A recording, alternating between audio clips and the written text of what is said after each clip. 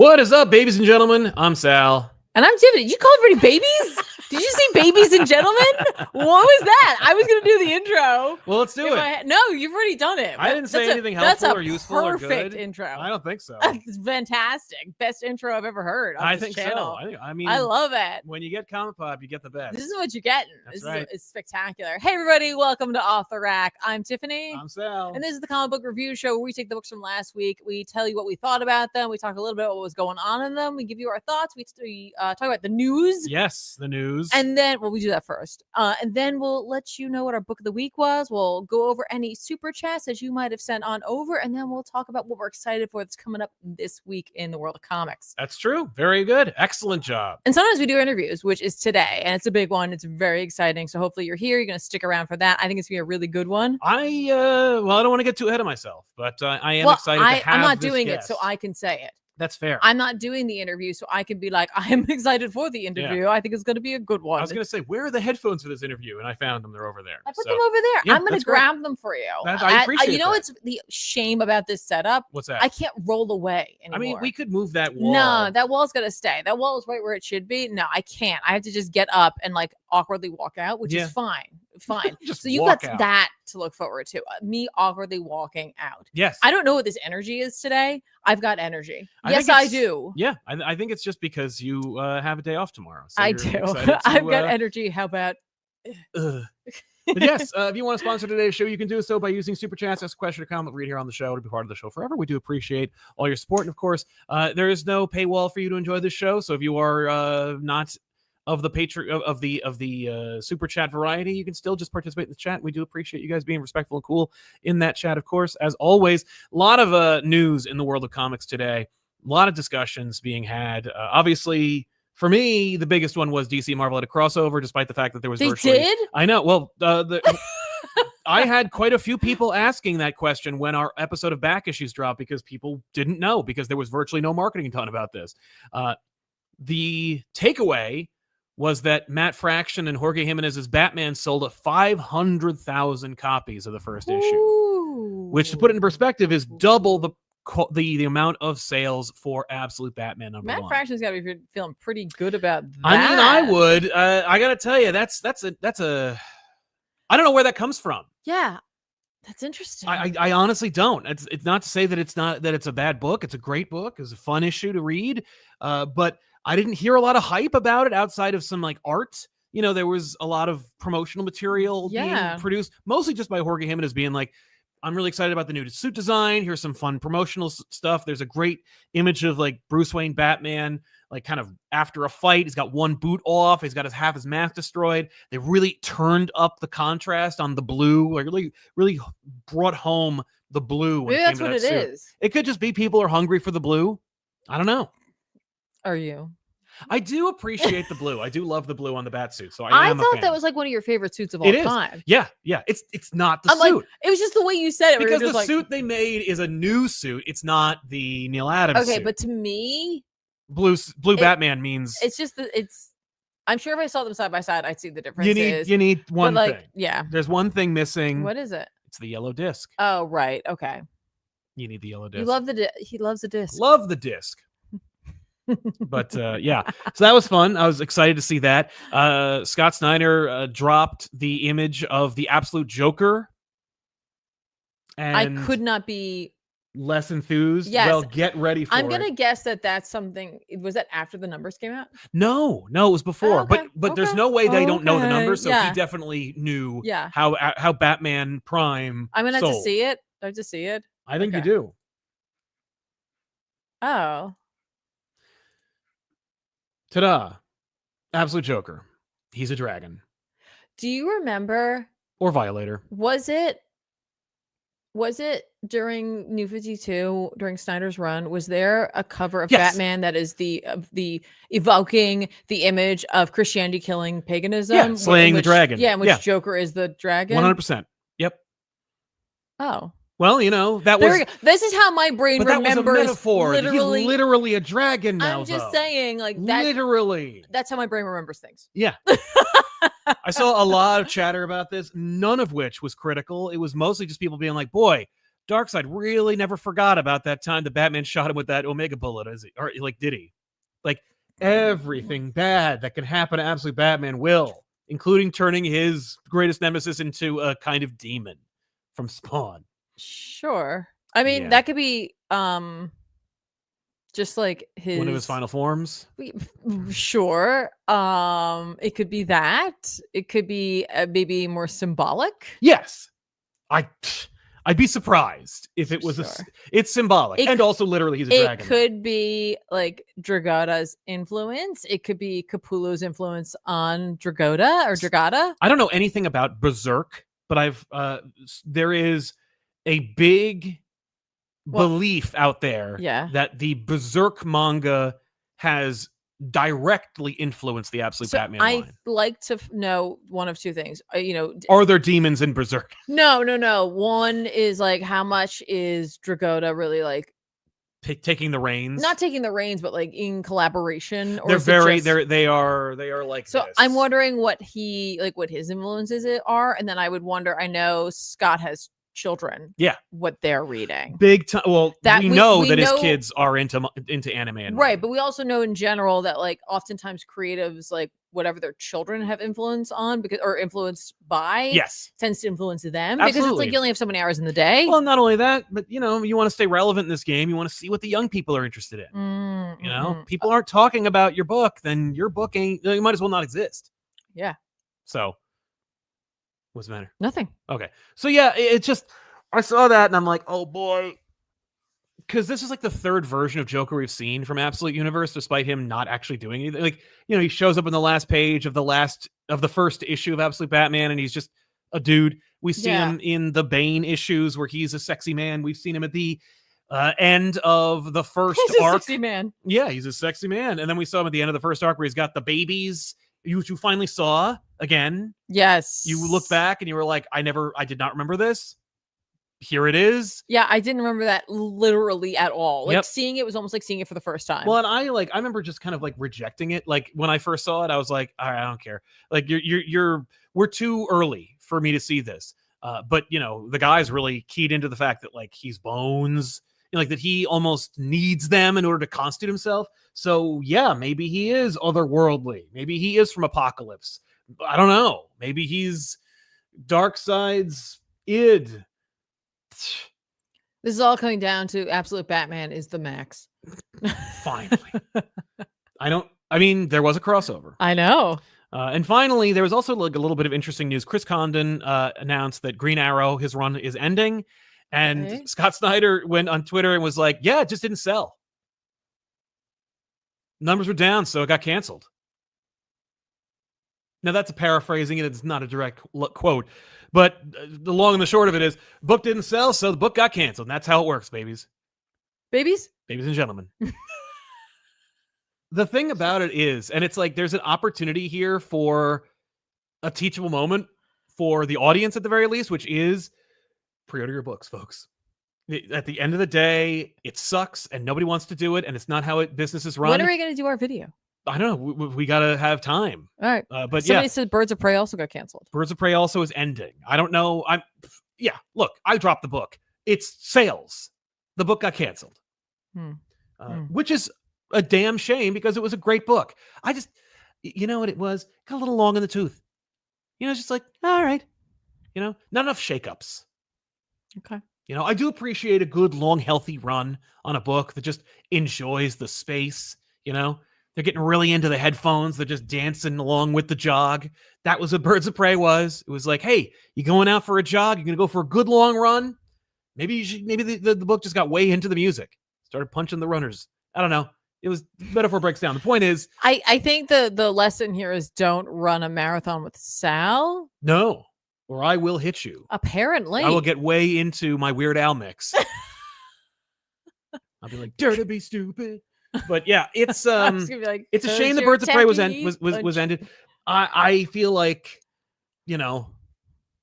Scott is privy to that information, but also I wouldn't have shared that. Maybe not. It wasn't my news to share, is my point. But it was a soberingly truism. It's something that people need to understand.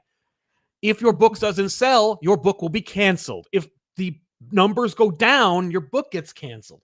Pre-order your books, ladies and gentlemen. I said it great this time. Yes. So now, with the news out of the way, we're going to jump into a conversation. And so... But I can't roll away. If I roll away, I will tip. I will tip. Well, remember, I told you, chair you over. roll away. This chair will go right over. That's right. I'm gonna leave my water. It's awkwardly walking. Fine. Now, what I'm going to do is I'm going to use my peepers. There it is. All right, I changed it to single mic. Without any further ado, ladies and gentlemen, I'm very excited to welcome to the show for the first time ever, Freddie Williams. Hey. Hey, thanks for having me on. Thanks for being on, man. Appreciate it. So we're here to talk today about an upcoming run for Ninja Turtles that you are a part of, but you are no stranger to the Turtles. No, I love them. I've been a fan of the Ninja Turtles since I was 11 or 12, something like that. I had an older cousin who had the role-playing games of the Ninja Turtles. No kidding. That was my first exposure to them before the cartoon, but it was after the initial Mirage run had come out where the color reprints were now out. Yeah. But that's like me just being a fan. And then in 2014, I drew my first Ninja Turtle cover. That was issue 24 of the original, the IDW series from 2009. Yes. And but then I drew Batman Ninja Turtles, and that crossover broke open a lot of opportunities for me to draw the Ninja Turtles with the Power Rangers and with He-Man. Yeah. Whole bunch of stuff. So dude, that Batman Ninja Turtles crossover is, I think, one of the first exposures that I got to your work, and what a great run. And I was very lucky to draw that. Yes. Can just because we got you here. Yeah. Can you tell me a little bit about how that came about, like how your name came up and how the process went? Because I can't even imagine how much fun it was, but also what a nightmare it must be to try and deal with two licensors.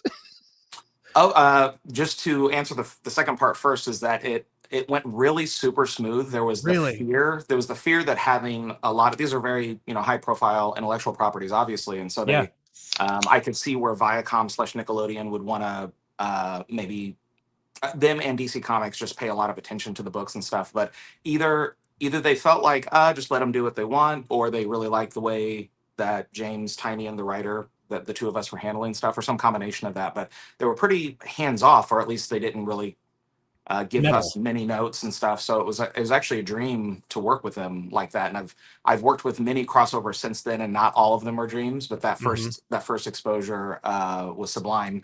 But how I got involved with it was I'd been working for DC for over 10, well, close to 10 years, because I had started working with them at the very end of 2005.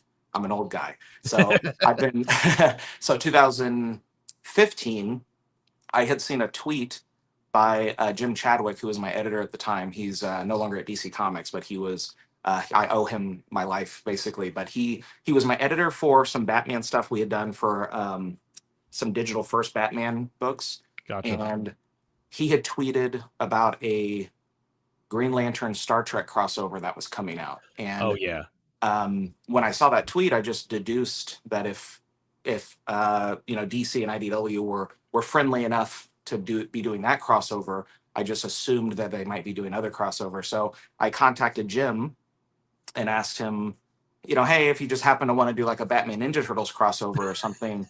I promise it was as general and generic as this. Like, I had no idea that they were.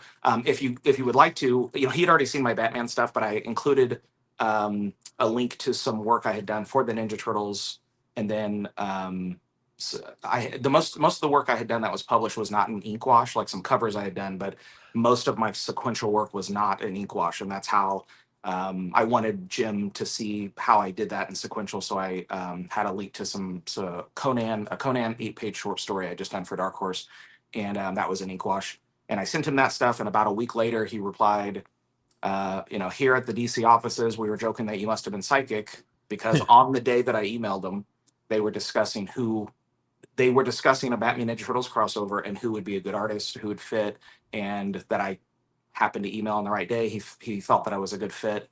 So I just really, really lucked out with knowing the right editor, having a good working relationship with them, and and really good timing. It's almost impossible to have predicted or to calculate all that. I just got super lucky. Yeah, that's incredible. It really is. Yeah, I'll be honest. I've sent similar emails where I'm like, hey, I understand you're working with so and so and so and so, and and then usually I just get a thing that says like mail or Damon, no, bounce back. That's awesome. And to be fair, I've pitched probably 100 things because I've worked with DC. The majority of my career, I've worked with DC, and I've pitched them solo Batman stories, Superman stories. I've pitched solo Ninja Turtle stories, even over at IDW, and I've never gotten as lucky as that. Do you get what I mean? So it was just the perfect time. Yeah. That's amazing, man.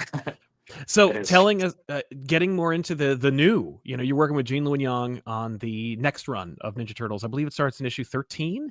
Correct. Yeah, that'll come out in December, so just a couple months. Yeah, which, by the way, folks, if you want to jump in, you should pre-order the series. Tell your local comic book store. Issue 13 is the beginning of a new arc. I've had a chance to take a look at it. I love it. It's great. New villains, new designs.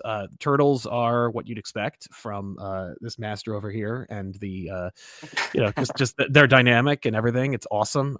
Can you tell me a little bit about working with Gene and just moreover the challenges and the excitement that you're facing with this new book, with this new kind of like in continuity direction for the Turtles? So there's two main draws that, because Gene and I have never, this is our first time working together, but we had a few email exchanges, and he feels like a very open, friendly collaborator, and I've been very lucky that multiple writers that I've worked with have been similar in that none of us have like an ego involved, and we're more like, let's just do what's best for the book instead of it needs to be done my specific way or something. So I'm lucky that Gene is following in that tradition, and I've watched a few of his interviews on YouTube just to get a feeling for his personality, and I have a feeling we would get along really well if we hung out. We haven't had a chance yet. We were trying to arrange a signing in December when the book actually comes out, but I'm going to be locked down under deadline stuff, so unfortunately that's not going to work out. But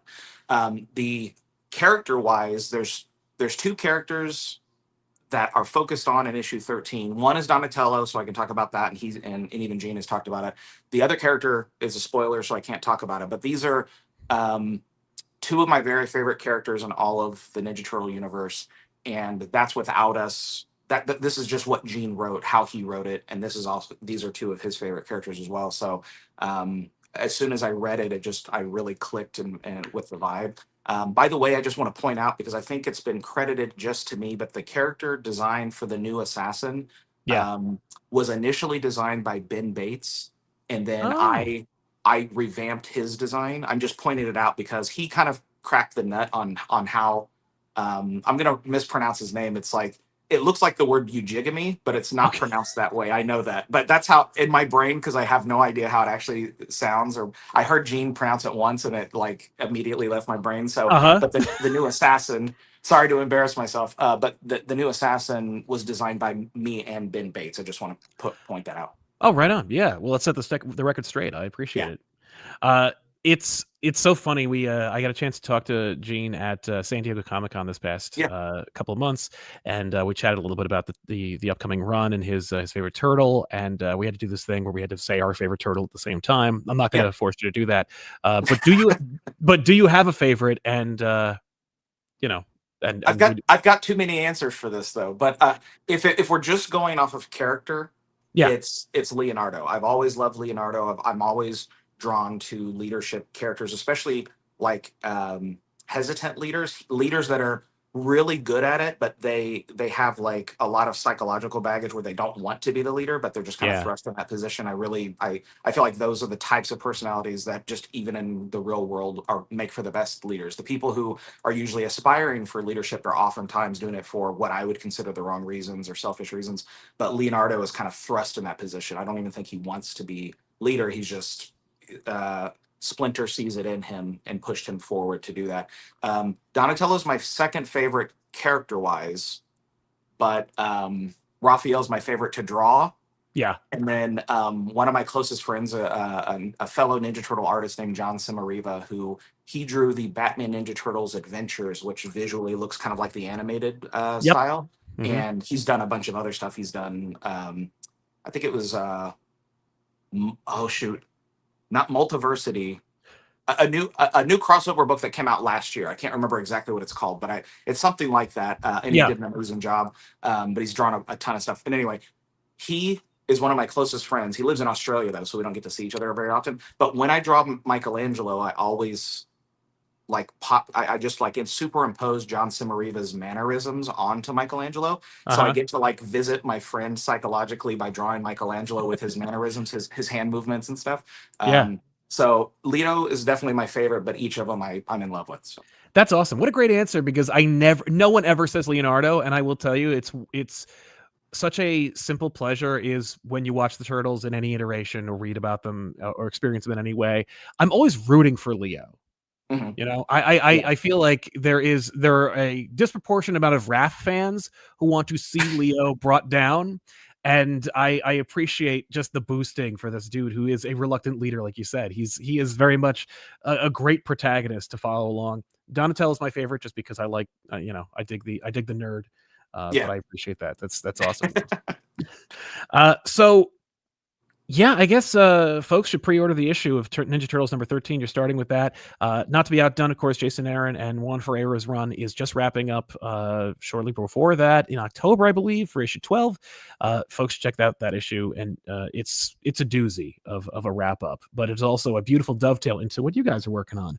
Yeah, and I'm very happy and fortunate to be following them up. It's been a great run so far, and not that you had asked this, but I've seen some of the social media comments where I felt like some of the comments were almost mad that we were taking over and that the Jason Aaron run wasn't continuing longer. Look, I'm mad too. I want to see more of what they not in that way, but it's like I mean it's a great team, but it's pretty rare to get arcs longer than 12 issues, really. Yeah, it's pretty rare. So especially for an artist and a writer, I know that Jason Aaron, that they had like the Jason Aaron run, they had a different artist rotation early on and stuff. But the point I'm getting at is I personally don't see it as a competition of us taking over and displacing them. It's just a continuation of the characters, and we're building upon what Jason Aaron did, who's an awesome guy, by the way. He's a local. We're Kansas City locals and stuff. So I don't know. I'm happy to be following it up. Yeah, we're excited to have you, man. I love your work. I was really excited to have you on the show, and I appreciate you taking the time to chat with us today and just pimp out your work. Is there any other project that you want to get folks to pay attention to, and where can folks find you online? Yeah, so you can find me online. My website is freddieart.com, and I'm Freddie Art on Instagram and Twitter or X. And I have a very measly TikTok that I sometimes post sped up work in progress sketches on, but don't follow me there though. No one does. So, and then other projects that are happening. So I'm finishing up currently a He-Man a mini series with Tim Seeley as the writer. Nice. The first issue, we're almost done with it now, like in reality, but the first issue doesn't come out till September 24th, I think. So it's just like later this week, like two or 3 days from now. Oh, nice. And so that'll come out in September. Then I think in November, Godzilla versus Kansas City comes out. I'm a local Kansas City guy, so I wrote and did the layouts for a story that Buster Moody then did the finishing inks on. He did an amazing job. And then Andrew and Buster is also a local Kansas City guy, and then Andrew Dowhouse, who's a Texas guy. Texas, it's not Kansas City, but it still works. No, I'm joking.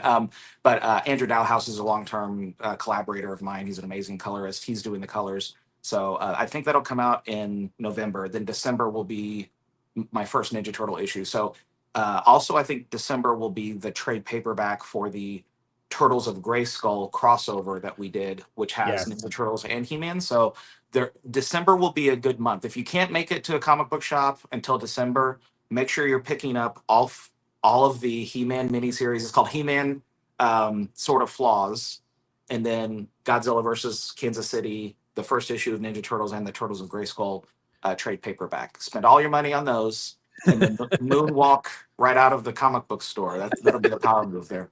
It's dude, you are busy as hell. I'm in awe, man. Thank you so much for hanging out with us and for sharing your work with us, dude. Thank you for having me. You. My pleasure. Have a good one, man. See you later. Take Thanks. care. You too. Bye. Bye. And that was Freddie E. Williams, the second, ladies and gentlemen. Such a gentleman, such a dope dude, awesome creator, and love his work. Didn't want to get too mushy about it, but I'm a fan, and does an awesome job with everything he does. You guys should definitely check out everything that he works on, and check out freddieart.com and his Instagram. It is worth following and worth checking out. He's a really, really cool dude, and just such a gentle soul. So check that out if you haven't already. And of course, Ninja Turtles 13 comes out in December. Don't talk yet, Tiffany, because I have to make sure that your audio is engaged, and it is. So you're good to go. Right. I remembered I had that drumming game on my Switch. Yeah. And I was trying to remember how to do that. Nice. So yeah. That was happening. That was happening in the corner. Nice. Because I'm classy. Yeah, you're classy. What are you talking about? I don't know. I don't know. Yeah. Let's see here. I'm back, everyone. So let's talk about some books, huh? Yo, I love that for us. Again, folks, pre-order your comics because that will result in at least your books not getting canceled. So let's talk about what's happening. And of course, don't forget, if you want to help with this channel out, you can always do so by using Super Chats. Ask a question or comment, read here on the show at the end of the program. Wow. Let's talk about this. Yeah, go ahead. Talk about this. I read this, Amazing Spider-Man. How you feeling about it? It's interesting because I do like this series overall. Okay. I think that Joe Kelly is a great writer overall as well. And similarly, I believe that Joe Kelly writes a good Spider-Man, though I have not loved like the most recent entries like Nonstop Spider-Man. But I think that the direction that this book is going in is paying homage to the run that came before it. You know, like it's very much like trying to be like respectful of what happened while going forward. It is not trying to retread, although they keep checking in with Tombstone, which I'm like, what are you doing? Like, let it go. Tombstone's the new hotness. Yeah, I don't know why. He's not that new. And he's certainly not that hot. But this one is drawn by Ed McGuinness, which, is like not my pick for a Spider-Man writer or artist, I should say. The whole thing? Yeah. Oh. Yeah. I'm not. Yeah. I like Ed McGuinness a lot. I think his cover work is great. Like, I think this cover is actually really fun. Really plays with the like negative space. Like you could see that they were afraid of it being white. So they had a lot of like webs that kind of creates this kind of like background that looks like webbing. But yeah. The Spider family wants to know who the taller Spider-Man is. So they confront him and they find out it's Norman Osborn. What really shakes him out of his, decision to battle against them is that one of them is Gwen. Pretty good move. Right. You have to do this. Norman Osborn is a member of the supporting cast now, reformed bad guy, despite the fact that he murdered a teenage girl one time. Is that like, okay, throw an alternate reality version of her in his face. Okay, that's a cool idea. Where will that go? Yeah. I don't know, especially since they've retconned that Gwen has always been in the main universe as an additional Gwen. It's going to be confusing and stupid until they fix it. But this is the world we live in where there are how many Spider characters are on this freaking cover? We got Bailey and Silk and Miles and Gwen and Aranya, 5. Not to mention Norman was just using like static electricity or whatever to cling to the walls. Okay. It's funny because it's a weird like Schrodinger's cat. I hate that there's a Spider family. I hate that there's so many superfluous Spider characters. I hate that Norman Osborn is a reformed villain. It's all really well written, and it's well executed. Again, we only got a very small glimpse into like what Peter Parker's doing in space. It's so much more interesting. It's so much more exciting. It's so much more engaging. But I also can understand how an editorial team or how a writer would be excited by the idea of Peter Parker's gone. Who's going to help Norman Osborn Spider-Man? Like I could see Nick Lowe being like, what? Oh my God. Norman Osborn is Spider-Man? What? I mean, it's not the first time they've done something like this. No, So. but I mean, like, it's just last time it was his body. Oh my God. Yeah. Like, remember when Doc Ock did it? But it's Green Goblin, though. It's really well executed. It looks fun. And by the way, McGinnis's art is fine. It works really well for this story. He's not a Spider-Man artist for me, but he does a fine job with this. We see a lot of Ben Reilly's filling in for Peter. And it's funny to see him just kind of like it. This is a Ben who's like, I don't care about Aunt May. I don't care about all this nonsense, even though he should really deeply. In fact, this would be an opportunity for Ben to kind of like reconnect with Aunt May. Yeah. Especially because Aunt May like doesn't like him right now. Like she's like, oh, Peter, you're a screw up. And I'm like, yeah, he is. He's a terrible man child. Do something about it. It's Sabrina Carpenter. Right. Exactly. I love that that Ben is kind of like, like when he runs into Mary Jane, he's like, you're with Venom or something. Good luck with all that. You and I don't have any connection. We have no baggage outside of course, me having been integrally involved in your life from when you were pregnant to when you had a miscarriage. Sure. But if you ignore all of that. But if you ignore all the history of my character, then I definitely have no interest in you. And so it's just funny to see him be Peter Parker and be like, what if I just did that? Like, what if I wasn't even Spider-Man? What if I just like, what would I be like? What would I be like? What would Peter's life be like? So Peter's going to like come home and his place is going to be clean and he's going to have all his bills paid. It's going to be weird for Peter to come back and be like, oh my God, it worked out. It's just nice. Yeah. But overall, or it won't. Or not. Or it'll be a complete disaster, which is usually how it goes. But it's a fun Maybe book. it'll be evidence of like, you can't have a split. Yeah. Peter Parker and Spider-Man. Right. Which Nick Spencer did already. Literally. Right. Nice. But anyway, it's fine. It doesn't it's not bad. It's also not even a slog. It's just like, oh, okay. It just exists. It exists. It's not very surprising. Okay. But it's not a problem. All right. I can imagine people being upset, and I'm like, now you're just upset because you want to be upset. We read this. I guess you did read it. I read it over your shoulder. Yeah. Okay. Let's Okay. Let's talk about this book. This is Krypto, the Last Dog of Krypton. And I was like, let's give you a little story about how this all went down. This is written by, I think, Ryan North. With art by, I cannot remember. Oh, hang on, I had it. Where'd it go? There it is. I think I had it open and I just went away from it. Mike Norton. So last night, got my iPad. I downloaded my books from Comixology. Not sponsored. Never sponsored. And I am finishing up dinner. And I was like, oh, I'll just pop this open. And I was like, what horrible thing will happen in this book, right? Yeah. And I open it up and I see the first page. Right. And I immediately am like, oh no.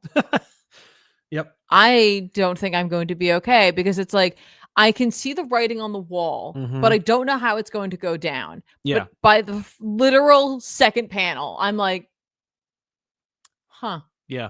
Uh-oh. And Sal turns to me and goes, I hear this is the saddest one yet. Yes. And so then I get to the credits page where it says content warning. This is a sad one. Read it with someone to hug nearby.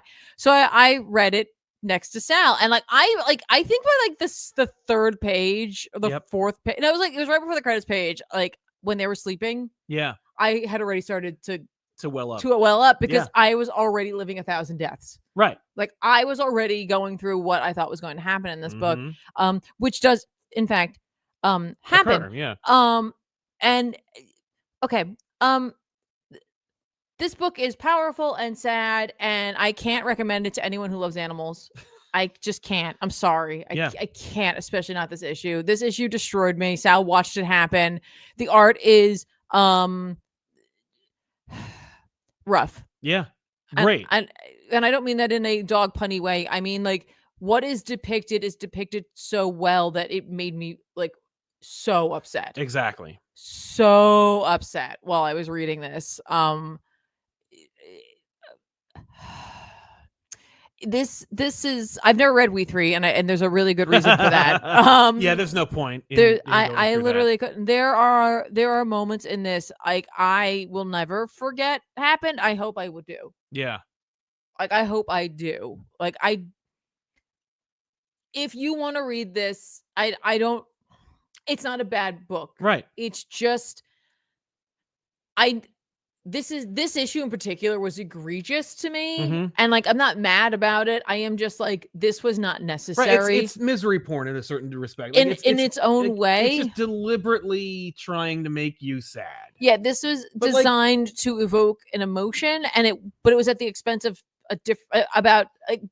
someone who's not even sacrificed a character to do it. Yes. And I don't know how I feel about it overall. It's doing everything on purpose. Yes. And there's nothing wrong with that per se, but I was this was my least favorite issue. Yeah. Even though it was so like well done. Yes. In terms of depicting what happens. Right. And those feelings. There's an element to it I really hate too. Like really, really hate, and it has to do with like the character I'm referring to and what happens to them. Like there's no real closure for them. Like it's not like the kids. No, they don't like factor in. They're not gonna like. Well, they represent. Like there's no honoring of that character. No. It's just like Krypto is sad, and then Krypto moves on. Yeah, and is sad. What else is he gonna do? I'm like, how does this affect Krypto other than like it makes him sad? So like I originally here is where I thought this issue was going initially, which like this is just showing it's like Krypto's a super dog and Krypto defends, but like Krypto has rage in this issue. Yeah. Which is fine. Yeah. He's like Supergirl's dog. Well, he's now. But yeah. I thought this was going to go a totally different way, which is going to also destroy me. I thought it was going to be that the other little dog was old. Yes. And that it's just like they had like one last day, and that Krypto had to go through that level of loss in that way, which is its own, like, I'm getting upset talking about that, and I just made that up, but that's where I thought this was going. And I was like really like preparing myself for that, and it just went such a different way that was like so much worse. And I was like, I understand creativity and art for art's sake and all that stuff. I don't understand why North decided to put us through all of this. Yeah. But I also didn't like the last issue of One World Under Doom. So I don't know. Like maybe I'm just in like a weird place. Yeah. With him right now. This issue was like unbelievably sad. I mean, like you saw me. I wasn't just like it wasn't just like a couple of tears. It was a full on ugly cry. No, it was not very complimentary. I know. It was not good. I'm like trying to cook, and also I'm just upset, and I'm just standing there, and I'm just still upset while I was like trying to finish dinner. I was the book was over, right? And I had to go back and look at certain things. Yeah, like, I know. Why? I don't know. Yeah. So I don't know. I understand. Someone should go check on Ryan. Yeah. Make sure is he okay? Like I feel like maybe he needs a hug. I don't know. Oh my God. Okay. I gotta move on. Jesus Christ. Predator killed the Marvel Universe in issue 2, or rather, Predator kills the Marvel Universe number 2 of this new micro-series installment of the Predator versus Marvel Universe characters series from Ben Percy with art by Marcelo Ferreira and Daniel Picciotto. This continues the mini-series that will show that Kraven, leading the Yautja into the Marvel Universe, is going to pick off these characters one by one or in bulk. Now, we saw a handful of characters bite it in the first issue, and if you're a fan of that kind of thing, more power to you. If you like old school, like what if books, maybe that's up your alley. It certainly is like not pulling any punches. It is violent and wallows in it. In this issue, the Yautja have, of course, made landfall. They attack Avengers Tower. They take down Captain America off panel. Theoretically, I'm sure he'll return in some triumphant way. What do you think? So I'm not like kills the Marvel Universe kind of gal. Yeah. I did read this issue, and I realized what my major problem I think is with this series in particular, not just the kills the Marvel Universe, with the concept. With the concept being Predator. What draws me to a Predator story is the challenge that Predator is for man to overcome. And when I say man, I don't mean like just a guy. I mean like humanity. Like it's always a challenge. It's always some way to either prove your physical prowess, your cunning, your bravery, your intelligence. And that's like fundamental to my viewing of what a predator is. It's like the ultimate thing arrives and we manage to muster enough courage, intelligence, whatever, in order to overcome. And this is not going to allow for that. And so like, look, it will. It's just that we're going to have you think it will? I think so. I thought that startled me. They're doing some lawn work outside. Oh my god! It sounded like they're vacuuming. I didn't know what that was. I assumed the Kills the Marvel Universe was like it doesn't end well, except for the. I mean, I can't imagine it going well. I mean, if you're going to kill, Reed Richards or any other members of like of the Marvel Universe, if Spider-Man is the last one standing, it doesn't bode well for the Marvel Universe when Galactus shows up. But like, it's. Typically, you leave a few people alive to remember, and then you can sequelize it in some way. This, I don't know. I don't know how it's going to end. I know that like all the Predator versus stories ended with the main character surviving, with it being a classic Predator story. Yautja shows up, fights the main character. The main character gets a couple of like wounds, and then ultimately triumphs over the Predator. Yeah, I mean, a lot of fans want to see the Predators win.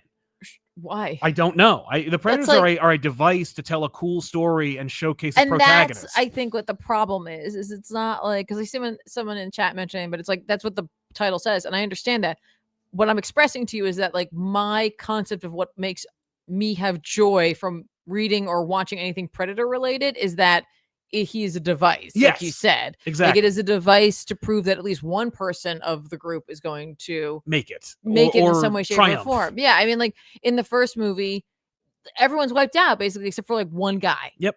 And that chick. Yeah, Nana. Yeah. Right. And then like in Predator 2, like not everyone from the team is taken off the table, but most of them are. Yep. Right. And it's just like one regular guy who succeeds. And it's like, so like, I'm not expecting there to be no death. No. I'm just not like. You don't think anyone's walking away from this? I'm realizing that the Predator is seemingly the main character here. And I'm realizing that is not what I want. I don't think the Predator is the main character. I think Kraven's and that's fine. That's different. But like, also like Kraven, you're kind of a loser if like the only way you could like get one over on the Marvel Universe was to go and get like someone way better than you. Yeah, just to team up with some Yautja. And like you killed that. Give them cheat codes. Killed that one guy who was already like, like not okay, and they were gonna get him anyway. Like I don't know. The thing about these versus the Marvel Universe or kills the Marvel Universe concepts is like, it's an opportunity to see something you're never going to see before. You're never going to see the Fantastic Four slaughtered. You're never going to see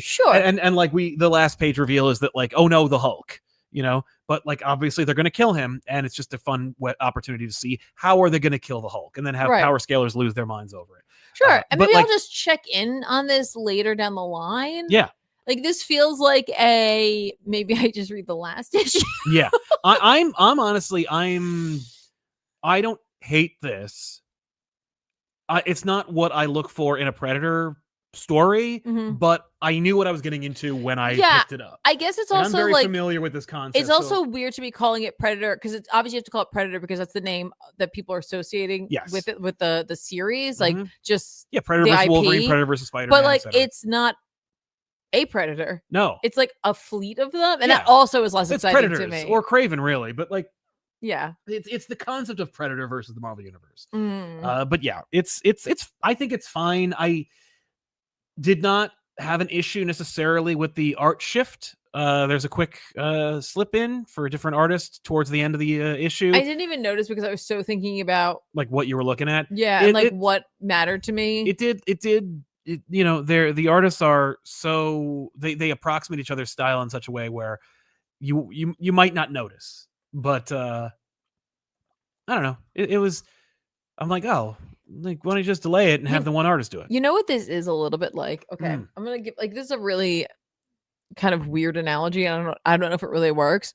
Have you ever had an experience in which you have played through a video game, or at least through part of it, right? And you're offering someone else the opportunity to try it out. You're like, you should totally give this a try.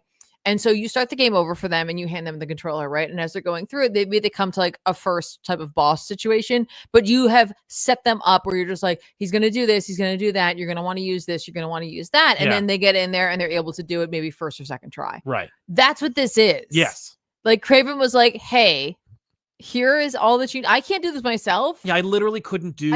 I couldn't use any of the cheat codes that I have. And honestly, I feel like you might have been able to do it, but maybe not. Right. So like, here's all the info. Yeah. Well, it's also weird because like, you know, the Predator versus is a great concept and it's a fun pitch, and I've always wanted to see more of them. I'd like to see Predator versus Punisher and Predator versus X-Men, etc. You know, it'd be fun to see. This is just shotgunning all those ideas. Like now you've seen Predator versus X-Men, you've seen Predator versus the Fantastic Four. You've seen all these ideas, and they're all 2 pages long. And okay, you know, it's fine. It is a lot of characters you got to get through, so I understand that. But you know, I don't think it's poorly written. I think it's just kind of like, oh yeah, okay, well, I guess that is what this concept is. But fair. All right. We both read Absolute Flash, which I was happy to talk about because I think this is a good book. It's certainly like not as bombastic or as attention grabbing as Batman or Wonder Woman for that matter. And Superman continues to exist, but like it's consistent. This book's wild, especially with what they introduced in this issue. Yeah. Like quietly. This is written by Jeff Lemire, by the way, with art by Travis Moore. Yes. You know, we've been watching like Flash and Grodd do their thing. Yep. And this is the first time we see that, obviously, as we know, speedsters need like a certain caloric count. Yep. And we see Wally in a position where he doesn't have that. Yep. And we see the rogues finally catch up to him. Yes. And also we get a little bit more background on Thawne. Yeah, a little bit. Like not a ton, but that involves like something greater, something more than maybe we had realized initially, that it's not just about the power, whatever. Like there's more to it for her in terms of I think I don't know, like it's an interesting like conversation that she has where they almost kill like Wally's dad. Yeah. She's like, yeah, I'm good. I love how like they almost kill it. She's like, just blow him away. And he's like, whoa. And she's like, whoa, let him back up. He's part of the team after all, which is very super villain. Well, really more like movie villain. Yeah. But you got a little good indication about who Thawne is a little bit better, but not, I don't have any time travel indication. No. She said specifically that they found God. And I'm like dark side, right? This would be the time for them to find Darkseid, since Darkseid made an appearance in the Martian Manhunter book. Like there's inklings, and I think that if Joker, it might be an indication that like Darkseid shenanigans are happening. Like that'd be kind of fun. The only book where it's not really happening is Wonder Woman, because it's just working so well. Well, there's no point in talking about. No, they alluded to it. That's right. They gently alluded to it. Gently, just to allow Wonder Woman to be its own book. They didn't need to hit you over the head with it. No. No, I'm kidding. No shade. No shade. But yeah, it's I'm getting more about who Wally is. I really understand him better. I like his relationship with dynamic with Grodd. Yeah. Love the Rogues. The Rogues I'm actually coming around on. Like they're a really dysfunctional team. Yes. Like they're much more like functioning as a Suicide Squad in a sense. But with their own agency. Yes. I appreciate the fact that at the end they're just like, yeah, we're just gonna not do it what we have all these we don't need them anymore. Why would we ever work for anybody else ever again? Come on, you should join us, kid. You should Wally join looks us. like he's kind of on board, so I'm kind of like excited to see. I don't think he's gonna join. I think he'll join for a little while. Yeah. But I'm really excited to see where it goes. And how do we feel about what looks like Weather Wizard? Oh, is it Weather Wizard? That's what I thought it was. Oh, I guess that makes way more sense. I thought it was something else. What? I thought it was Shazam. Oh. I thought they were saying that they created. Oh my God. But I think you're right. I think you're right. I would take Shazam. No, I think you're right. Because I just assume listen, I see lightning, I see a staff, my brain immediately goes. Right. Like he's the wizard. Yeah. Yeah, I kind of love that. No, I think you're right. Yeah. I think you're right. Or they're blending them. No, I think you're right. I think you're just straight up right because there's like way more weatherly stuff. But Yeah. yeah, no, you're totally right. But my brain was immediately there. Yeah, thinking about like the greater DC universe. Yeah, just like who cares? Yeah, Like, we're never gonna do Absolute Shazam. Yeah, and I don't blame them because why would you bother? Yeah, That no, book I got canceled with extreme prejudice. I think you're completely correct. Yeah, but it's cool. Interesting concept of like bringing this group together. Oh, I love it. Obviously, they're gonna have to go save his dad at some Oh point. yeah. But also now he'll finally have some guidance. Yes. You know, he's just kind of doing. He's figuring been, it out on his own. He has Grodd. Yeah. I love how like this only also proved the point we made earlier when like he finally gets the suit, where we were like that was fast, which is ironic for a Flash book, but like you know that was a little fast and kind of unearned, and he hasn't really done anything with it. And then recently, you know, like the Rogues break him out of jail, and they're like, "What's this?" Yeah. And I'm like, "That's fair because what is it? Like, what is it? Where'd you get it? What's it for? What do you think? You're a superhero because you haven't done anything." Well, I mean, like you're all wearing ridiculous things too. Yeah. So right. It's kind of like I don't have a logo. Okay. I mean, you kind of do. Yeah, I guess that's that one guy painted like a full like boomerang on his face. Yeah. So yeah, I can't blame him though. He's a weird guy. But I like it. I recommend it. I do too. It's fun, and again, I think it's just quiet. Yeah, it's a very quiet book. It's a stealth book, which is so funny because we've talked about this before. How like the pillar of like the three original pillar of like Superman, Batman, Wonder Woman, right? Like being like there they are. It's the trifecta, but like I always associate so many events with the Flash. Yes. Like he is a catalyst. I mean, that's really what it is. Like they might be the pillars, but he is the catalyst of change. The only crossover from the main DC universe and the Absolute Universe is a Flash character. They put it in the free comic book day issue, folks. Really? Yeah. Oh. Mirror Master. Oh. Yeah, but he's like, I guess what it really is he's movement, he's energy. Absolutely. He's a driving force. Yeah. Like if they're the ones holding it up, the tent poles, he's the one that pushes it forward. That's right. In a way. And it's just so funny that this book is so quiet. It is. For that. Yeah. Nice slow build. Yeah. For this book. Because, if we did it on back issues, it would be like a 40-minute episode. It was like. I mean, no, you think that. Yeah. And then you get a couple tigers behind a door. And suddenly it's 2.5 hours. New Gods 11, Ram V, Evan Cagle, and Simon Parr. This is the penultimate issue before the break. This is not the end of New Gods. But it is the end of volume 1. I didn't even know that was a thing. Yes. Sometimes I just read these things in a vacuum, and like I'm just along for the ride, like the rest of you. No, I think more of you like tend to know with some of these books, right? But New Gods is ending with issue 12. It's Pie Par. Oh, I'm sorry. This series, this volume is ending, and then it's gonna, I think, relaunch sometime in the next few months. Why would it relaunch? Because sales, but also because like Ram says he wanted to do a relaunch. Maybe it's getting a new title. Maybe it's. Oh, I bet it is. Right. I bet it is. Interesting. This is continuing the story. We get a beautiful little like flashback sequence to the development of Seraphim, yeah. and that's all by Cagle, and it's awesome and great. We also got like some. I was like, there was a movie he was watching. Young Seraphim was watching, and I was like, why do I know that line? He was watching There Will Be Blood. What? With the all I want to do is earn enough money so I can get away from everyone? Yeah. Oh. Like I hate most people. Is that really? That's Daniel Plainview. Oh, I mean that doesn't look anything like him. But... Well, I don't want to pay them money. Okay, fair. Yeah. Okay. Cool. So no, like that little introduction, because I don't really know anything about Seraphim, so like what a great idea to like introduce him in that way. And to like show like seemingly, other characters who are a little more free spirited around him, and all he wants to do is just watch these movies. Yeah. And then he's heavily influenced by westerns. And when things get too hard, he just turns to that, and Yeah. like it really explains his whole look. There is a panel in this. I don't know if you got the same read. I thought it was freaking brilliant. Mhm. It's when he's like in this like, you know, really like terrible motel room, Yes. and like the news is like, you know, on, and he just turns he turns the western on, but like before he does that, it's just a really tight shot of like he's holding a firearm and he's holding a controller, and it just says click, and it's in between the two of them. And I was like, that is such a brilliant sort of like juxtaposition of these two things that can go click. They can go click. Yeah. I just really loved it. I love that.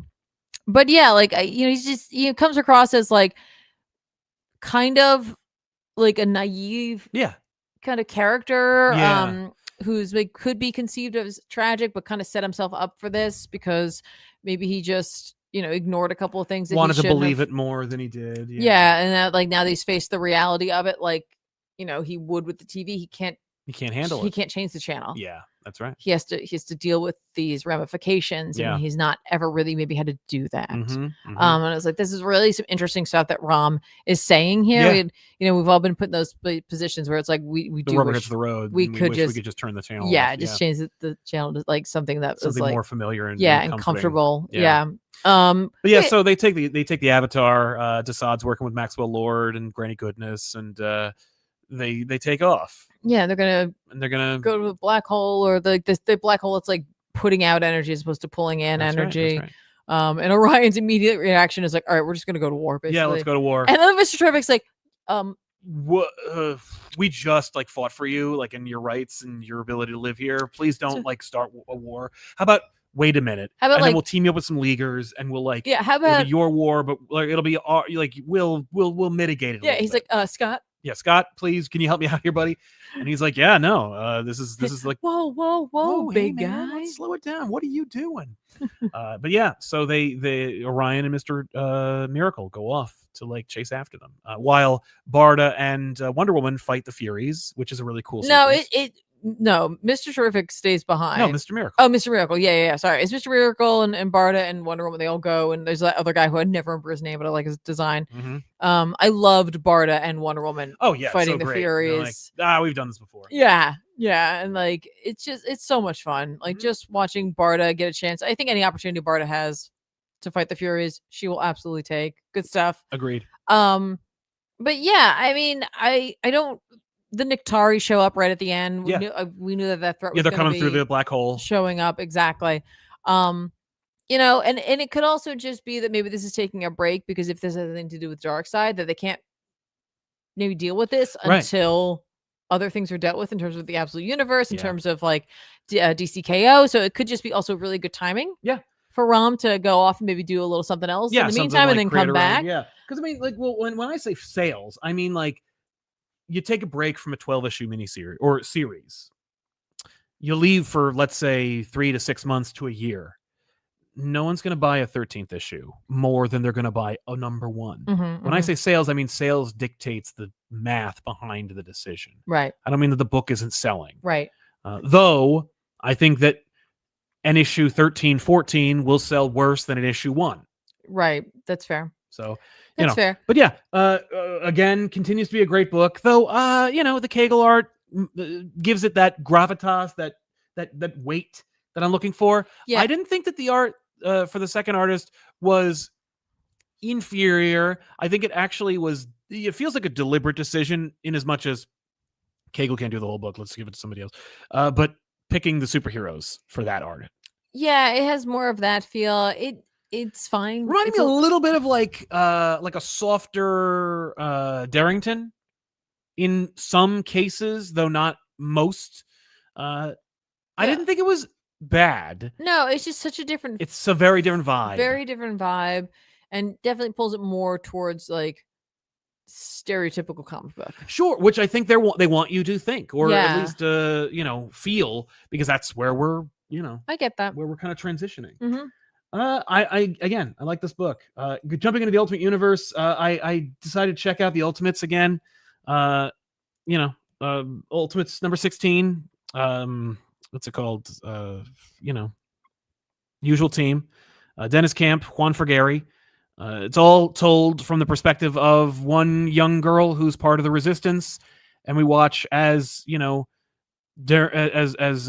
Camp explains that freedom isn't free, and you got to fight the powers, and you're going to have to make sacrifices for fighting fascism and so forth. And it's all about her, kind of like fighting the power. The art, everyone looks like a little kid. It's just how the book looks. Yeah. I hope that Camp is getting something out of this book, because I'm not. Ultimate Black Panther is a book that you are reading, which I think is fantastic, I'm sure. Yeah, it is. Written by Brian Hill with art by Stefano Caselli. Last issue, we most characters came to the conclusion that Black Panther needed to step up. Yeah. And like realize who he really is. And in this, we find out what's going on. Essentially, like Black Panther is on like a vision quest. Like his, that's par for the course for T'Challa. I understand. Well, his body was like beaten up, right? Yeah. By Xenon, the spirit of vibranium, and he's just lying there. Yeah. As his body heals. His face. He's like just. But like his spirit, his mind is speaking with Bast, and we get like a whole bunch of really like flowery and also possibly very telling dialogue from Bast to explain kind of how things all worked out. How it's like, like vibranium. Like she says that it's like, here's what happened. Yeah. Before Wakanda, the sky cracked, the heavens mourned, and in their mourning, they gave us a gift. And like the idea is like they cried tears of vibranium, essentially, right? And so like it fell to the earth, and it was like, I love a good myth. You love a good myth. I love a good myth. So it's like, here it is, and it also came with it was like the memories of where it came from, and that like there was a people, and like they needed to find a new place. Yeah. And in order to conquer, they were not conquerors, but they would become them in order to carry on. Yes. Right. And so at this point, it's time for T'Challa to evolve and become like that which can destroy them. He needs to make a choice. And so he's like, all right, show it to me. And they go into it, and it's really freaking cool. And at one point, T'Challa's like, did like my father know about this? And this is, I love this because Bast is like, nope, your father and like your grandfather, they did not know me, because they might have put like statues up for me, but they didn't worship me. They worshiped themselves. Oh, okay. And I'm like, she's like, yeah, they did not seek my knowledge, but you did. And so like, you're the guy. Right. You're my favorite son. Yeah. Because I'm Khonshu now. There is a Khonshu in this world, right? Yes. Or at least there's like, there are two people. Yeah. And I like it too, because in this, like, she's like, Wakanda like is not built on a metal. It's not built on vibranium. It's built on will. And like, it's time for you to like remind people of that and remind yourself of it. So he gets up, he's got like crazy like power in his hand. He like puts the suit back on, and he like roars. Okay. Right. And when he does, a whole bunch of Panthers show up. Oh. And fun. He's like, all right, he's go. Like, I can summon Panthers now. Yeah, I'm like Ant-Man of Panthers. Do they glow at least? Are they like magic Panthers? No. Oh, okay. They are just Panthers. Well, they'll still mess you up. They are, yes, they will, definitely. That's what I'm saying. And so like we see an example of how T'Challa has changed, right? And so like there's like a convoy of like folks from other places, and they have like a busload full of kids. They're taking them someplace. Okay. And so like he screams colonizers at them, and he just takes them down. Okay. And he like releases the kids, and he's like, all right, he like cuts one of them free. He's like, can you get the rest out? And he's like, here's the thing. He's like, do you know who I am? And the kid's like, he's like, I'm the Black Panther, and I come from a place of Wakanda. And the kid's like, can I come with you? And he's like, I'll be your Robin. Like, not yet. But like, yes, right. I gotta make it safe for you, and then like we gotta change this up. Like, it can't just be about just Wakanda anymore. Wakanda will come back. And so then he's just like, all right, here comes a Panther. She's gonna take care of you. Just trust her. Yeah. And I'm like, so it's really cute because they look at it, right? And the one's just like, I'm like, I mean, listen, given that if I get an opportunity to pet a Panther, I'm gonna do that. Yeah, for sure. And so he goes like, if you need help, don't scream, just roar. And I'm like, that's a little cheesy, But all right. But I appreciate it. And then he rides off into the sunset on a motorcycle, which admittedly on the Panther cycle is really cool looking. It is cool looking. Look at him go like towards the sunset. And I'm like, That's awesome. all right. So it's like in this world, in the Ultimate Universe, Black Panther is finding his way. Yes. And it's not just about like a like specific to his place, to just his people. It's just like, no, he's like, this, it's all my people. Yeah. Like, I got to help everybody. Yeah, that's cool. Which is kind of what Killmonger was saying. Right. But of course, Killmonger was going about it maybe not maybe a little more aggressively. Yeah. That's yeah, fair. for sure. But like T'Challa found his way. He had to do it on his own. Yeah. Right? I love that. That's great. Well, it continues to be a really cool book. Yeah, but I really appreciate that this is like they're strengthening that connection with Bast. Like it's like we talked about it, but it seems to be a lot more like scientifically. We don't really we rarely delve into it. Right, but especially like in the Ultimate Universe, we haven't really gotten into it too much. So for her to roll up and be like, okay, cool. Yes, you believe, got it. Let's go. Yeah. So good stuff. That's awesome. Yeah. Yay. I read Ninja Turtles Casey Jones #1. Nice. This is a book that I get a chance to read like a kind of preview for. It's from Alex Pactadel and Amonse Nahulpan. And it depicts the events shortly thereafter, the fallout from the upcoming issue of Ninja Turtles 12. So if you haven't already read it, because it hasn't effing come out yet, I guess, things work out. But like, how? Well, you'll have to check out that issue to find out. And let me tell you something. I've had a chance to read issue 12, and it's a lot of fun. It's a really, really dynamite issue. Got a lot of great art from Juan Ferreira, and just a really satisfying conclusion to that run. Okay. This is very much a Casey Jones book. It is about Casey Jones kind of like feeling like he failed. He got taken down by a big fat guy, the DA of like New York. Yeah. And and April has been picking up the hockey stick for him, which I've been waiting for her to do forever. And we only see in like 1 or 2 issues from the Ninja Turtles book, and it's alluded to in this issue. I'm like, oh, I kind of thought when they announced that a Casey Jones book, I was gonna be like, oh, April's gonna be Casey Jones. That'll be the book. But no. Casey Jones. But Casey Jones is like his name. It's his real name, though. So he can't really take up the mantle of Casey Jones. Yeah, but she does. You know what I mean? I do. But Casey is just kind of like he's railing against his fragility, and just kind of like I've been out of commission for a while. April has been staying at my place, kind of like making sure I don't leave and be Casey Jones, but like he does anyway. And, goes and tries to get justice for a couple of mutants who are being harried by the Purple Dragons, which apparently has been a gang he used to be in during the IDW run. And so he's just kind of like looking for vengeance, or someone to lash out against at some point. And so he does. Excuse me.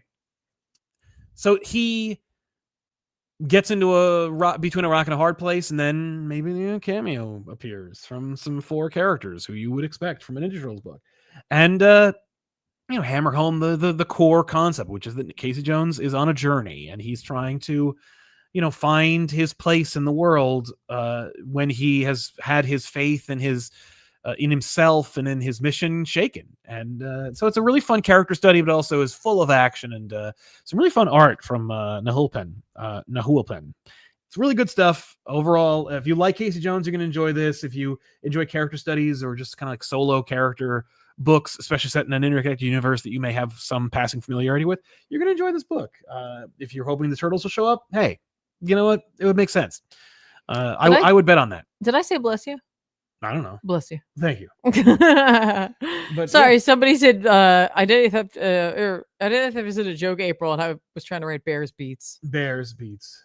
That was what we liked. But yeah, overall good book. Great. And then finally, there's a book that we talked about at length over on our sister channel, ComicPop, where we talked on back issues about it. But it's time to get into it as far as a review is concerned. And that is Deadpool Batman #1 for Marvel and technically DC. The main story, of course, by Zeb Wells with art by Greg Capullo. Interestingly enough, it's just flanking you. Wow, look at that. I've been waiting for this for 22 years.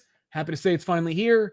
Odd choices all around. There's, the fact that they made it an anthology, the fact that it is written by Zeb Wells, the character choices, the glaring omissions, the bad stapling, the poor paper quality. There's a lot of interesting, baffling choices that are also distinctly Marvel.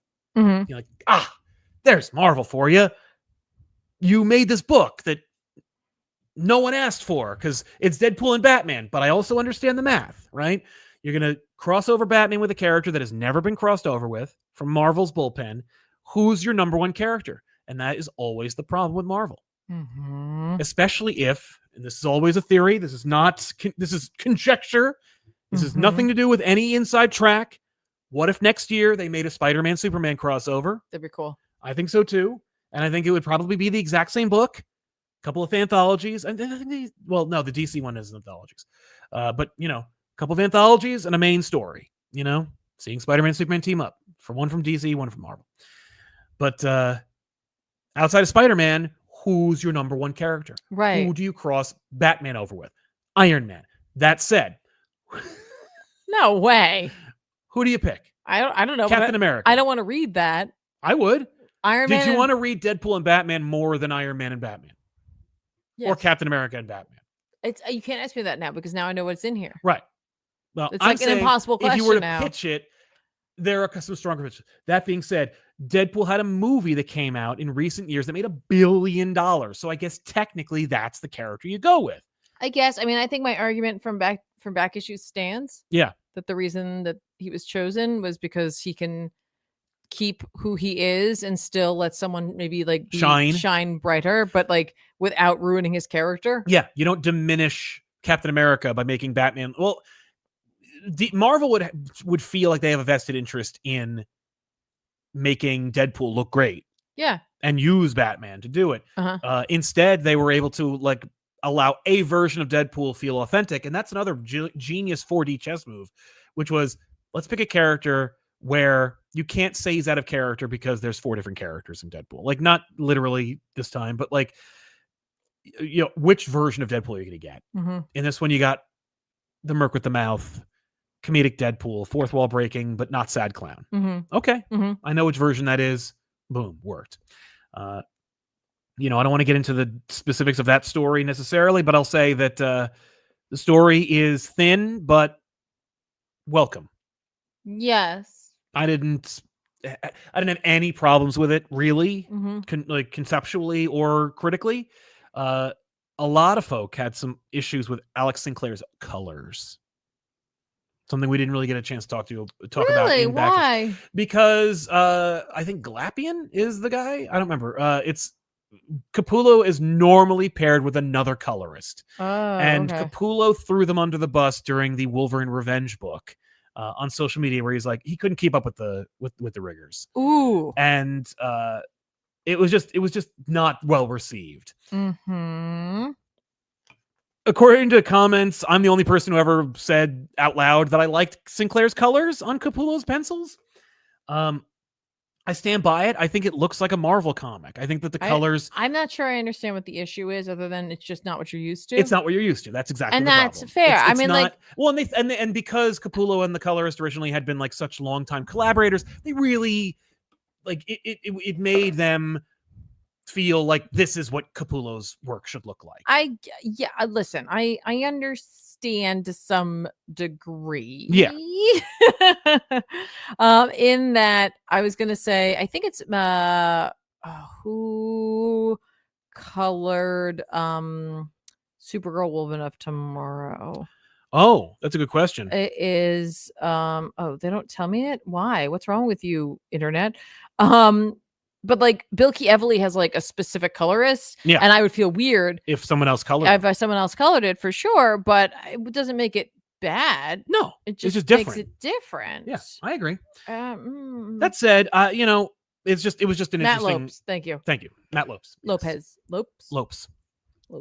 I met him at San Diego Comic Con. That's awesome. He was very complimentary. But like his colors suit her art perfectly. Yes. If someone else did it, it would be a hard slap in the face for me. Mm-hmm. But that wouldn't make that person not skilled at doing it. It just wouldn't be the thing that I had expectations on. Yeah. And so someone else who's maybe seeing it, who is not used to, who doesn't have like an association with the inks or with the colors. Yeah. It'd be fun. I wouldn't be like, oh, you're an idiot for saying that. I'd just be like, oh, okay, no one gave me a okay. hard time about it. It was just Okay. interesting to see, you know, that kind of reaction for colors. No, But overall, I mean, I enjoyed it. I saw a lot of criticism about it, you know, overall regarding, you know, the character choice, the story, all this stuff. And I'm like, look, you know, am I going to give it more roses than normal because it's a miracle that it's out? right. Yes. Yeah. But if it sucked, I would not like it. You know, No, I would say something. You would be I'd be truthful about disappointed. it. You would But be also, truthful. I've never wanted or asked for a Deadpool Batman crossover. Not that I hate Deadpool as a character, but it's just something I've never asked for. But because of that, I have no expectations.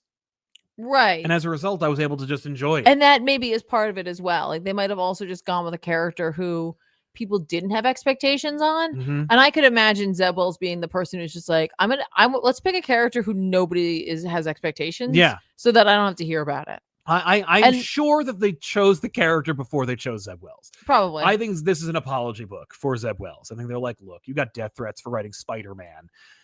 Here's the #1 book from Marvel. Like, here's the #1 book selling from Marvel. Yeah. And I don't know that. I'm just saying, I have a theory that if the #1 book from DC of all time is Batman, that the #1 book from Marvel is going to be Batman. So, but I think it's More just than like, hey, likely. look, we like you. We like what you're doing. You wrote for the She-Hulk show. Like, you're a Marvel staffer. Here's this. Yeah. I mean, And he did a good job, by the way. Like, it's you know, I didn't Yes. find Batman out of character. I didn't find Commissioner Gordon, well, Police Officer Gordon out of character. Officer Gordon. And I found Deadpool to be completely understandable. Yeah, Like, I honestly I enjoyed it. I've, thanks to you, been exposed to many a crossover, and I felt like this was, as far as they go, Yeah. successful yes. in what it wanted to do. Yeah.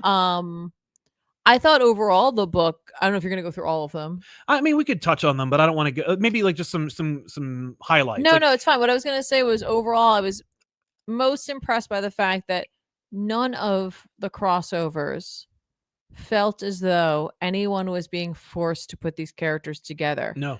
There have been books, there have been tie-ins, there have been crossovers, there have been amalgams where people felt like they were forced to have to do this, or that the only way they could make it work was to make the character that wasn't theirs look like an idiot. Yeah. And none of these do that. And No. I think that is what makes me so forgiving of any of the wrongs in this book, is If just there are any, yeah. Yeah, if there are any. And it's just the fact that there's such a good spirit around it, Yeah. regardless of if it was done to get people in comic book stores number or one, for money. it was to sell books. It was to which sell books, and like they're that's a company. They fine. sell books. That's what they're supposed to do. I completely understand that. But it really just feels like everybody involved was happy to be there. Yeah. And excited for these characters to interact and be true to themselves and just create this in the spirit of comics, not in the spirit of company. Yeah. Oh, and you know what? They could do both. Like, I think, Sure. which I think they did. I think it's very successful. Again, technicals notwithstanding, I would love it if maybe they made like a hardcover edition, a little bigger, just to preserve it, because we're already getting like curlings, and it's just Mhm. I suspect that DC will put more money in the cover. Whatever. I mean, that's why we have the extras. Exactly. Obviously, like I thought the Zdarsky Captain America Wonder Woman The Dodson Zdarsky I loved it. Was just such a sweet homage to who these characters are, and Yeah. also like this fake history. Yeah, playing with Like- the idea that they lived on the same Earth, that it's Marvel and DC. Yeah. Zdarsky like really plays with that concept the way that others don't. Like Yeah. the one of the greatest crossovers of all time, X-Men Teen Titans, is on an Earth where they share the same space and all their adventures happened, but also they've never crossed over until this exact point. This one is like, no. When they thought Captain America, Superman and Wonder Woman are with the Avengers. Like, that happened. Their Yep. histories are different. Yes. The key things took place. Crisis, somehow.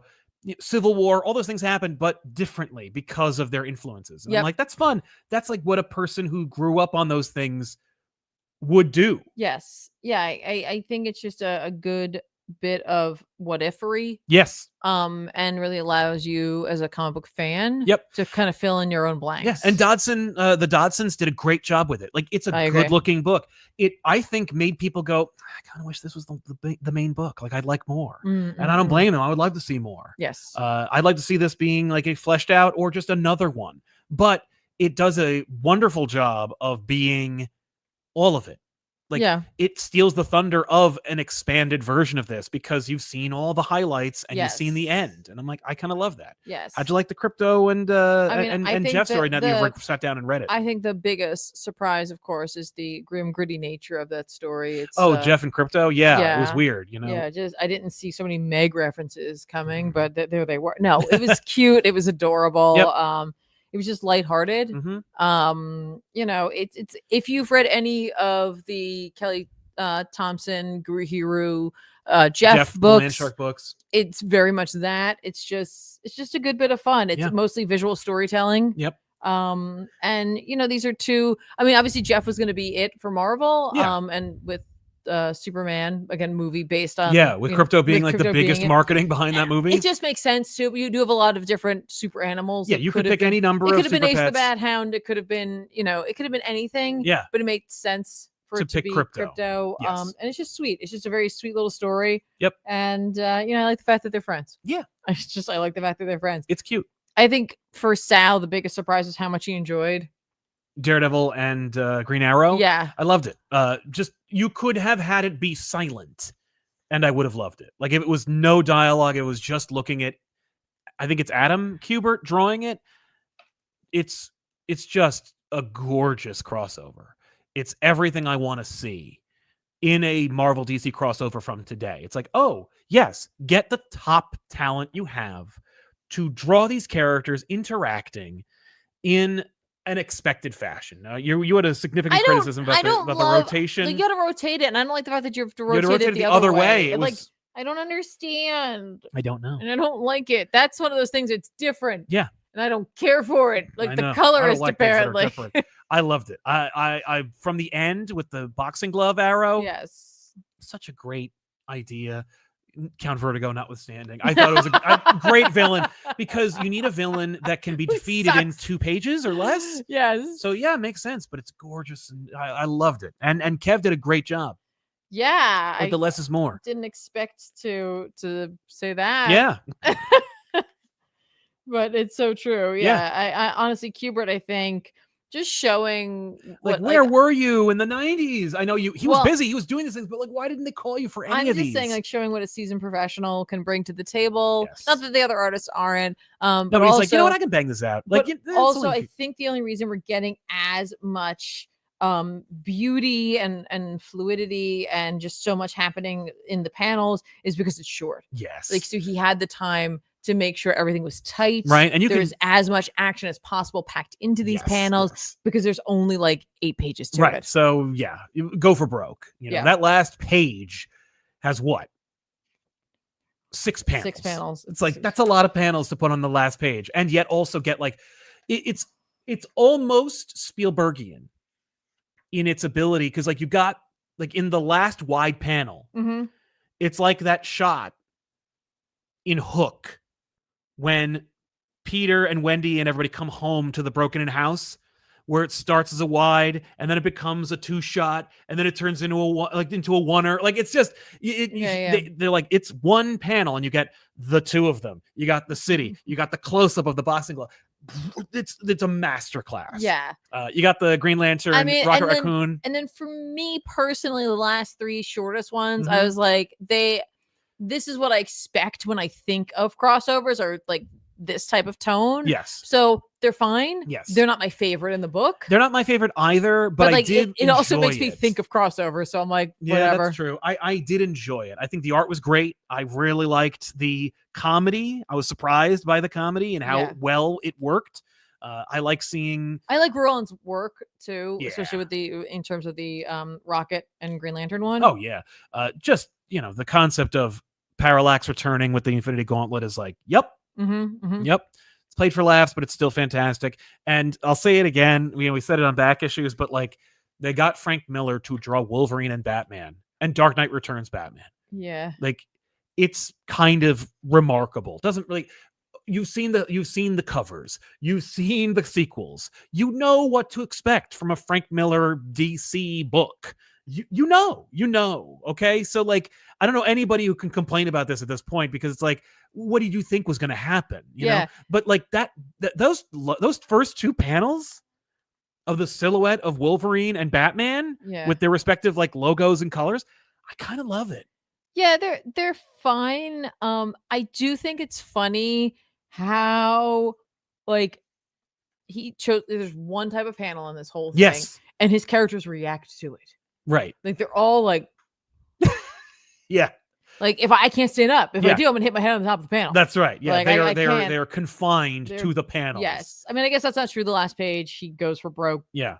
And the bottom, they are reacting to. Like Batman's like, oh crap! This is a really small panel. They're all I gotta very get down. tiny.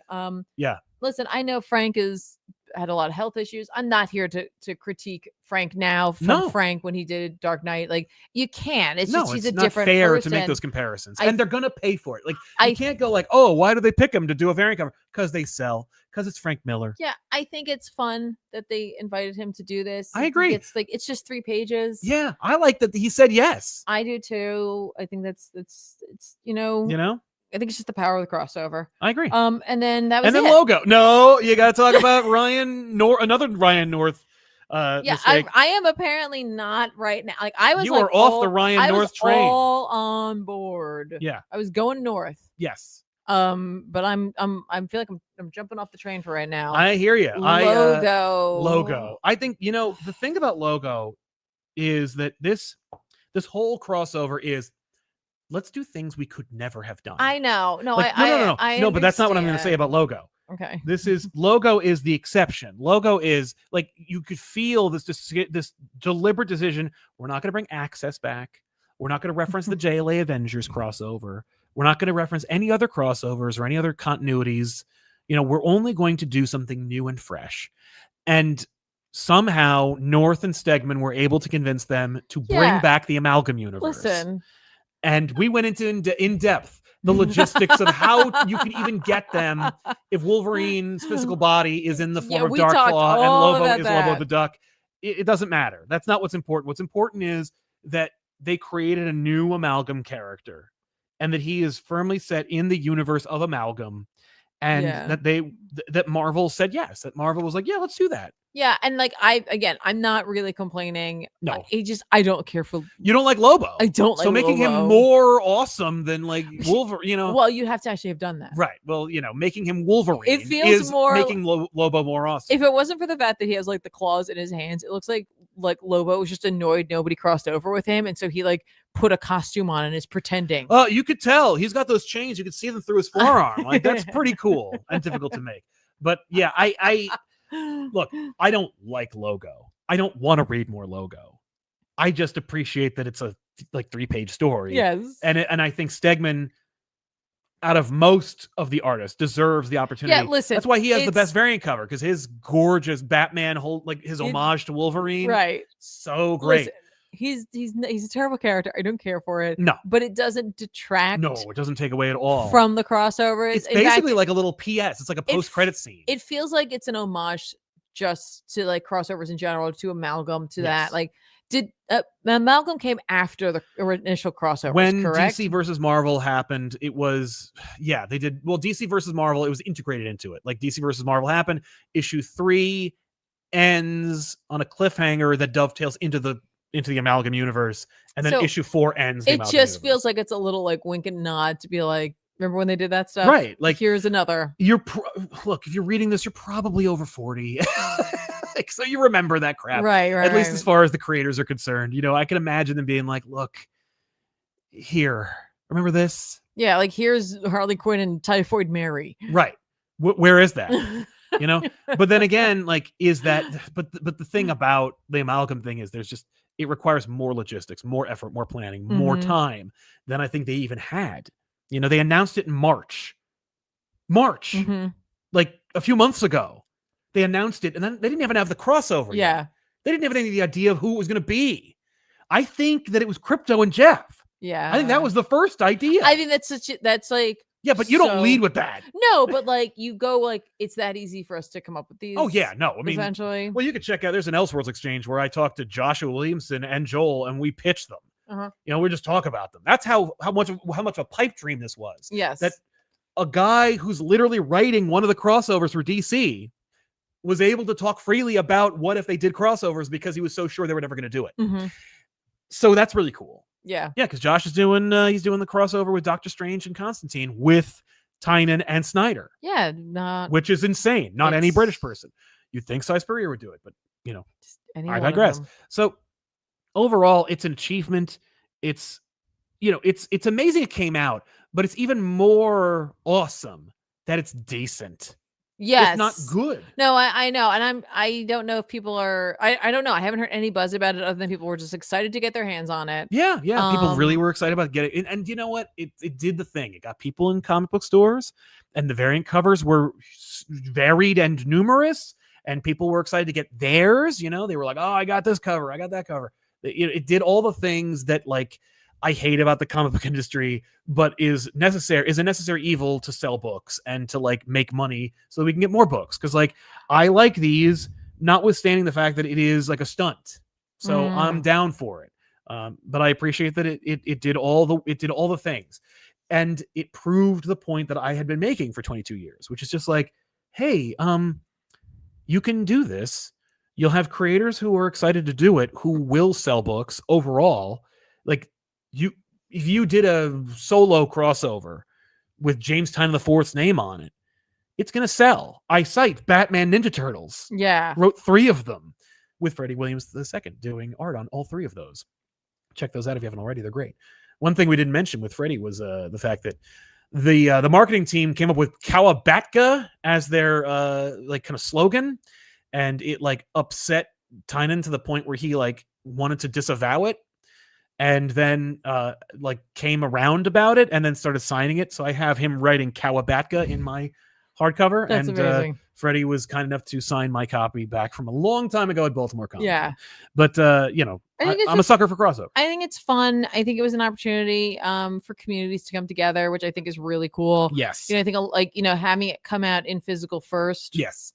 Because it is available digitally, but I don't know where. Yeah, like people went to the stores and like there were midnight releases. It was it's like something for you if you hadn't been to your comic book store in maybe a while to come back to it. I know Rob from Comics Explained. He had not been physically in a comic book store, in his local comic book store, in a long time. Yeah. He went, asked for them to reserve a copy, went there, got it, and then talked about it, like he called me up and was like, yo, yeah. Is it real that I'll have to go into a store? And I'm like, you have to go to the store. And he's like, all right. And he was in the store with me on the phone. He's like, yo, you got a copy of Deadpool Batman? Yeah. It brought people into stores. It got people to buy them. It's going to a second printing, as I understand it, which like, oh no, because there were so many variant covers already. And there were so many copies, at least at Zap Comics in Wayne, New Jersey, that I was like, I felt bad. I got 2 copies. I got a newsstand edition, and I got the Jeff cover. Yes. I wanted to get a bunch. Like I wanted to get the Stegman cover. We can go back now. But like I don't know how many there are. I also didn't want to be like a guy with like a stack. I wanted everyone to get a copy. I wanted to get their copy. So I made sure to get just the ones, like just 2. And then I went to a local store after that the next day and got another copy. And the only ones they had were these. Yeah. But yeah, so it's an achievement. It's a celebration. Does it suck? No. Miraculously, it's also fun to read. Yeah, and I think so. If you've been watching Author Act for a while, you may have seen us or heard us, critique books, right? And like, things that people are like, this is so good. And we're like, well, here's where I'm seeing some holes or whatever, right? Or why I don't agree. Right. And then with this, it feels like maybe we're coming across as pretty lenient. And I think there isn't a level, of course, of meta reading going on here for me. For Sal, this is like everything he's ever wanted. Come to it's on its way. Yes. But like for me, the level of meta read is high, in which I recognized that the amount of things that had to fall into place to make this happen is extraordinary. Yeah. It's absolutely extraordinary. And in a world right now that feels divisive, yes, to see this come into being is weirdly important. Yeah. And it makes me feel comforted by two competitors who said it would never happen, being able to put differences aside and come together to give us this. Yeah. Like regardless of like the logo of it all or whatever. Yeah. Like its sheer existence is joyful to me. Yeah, I agree.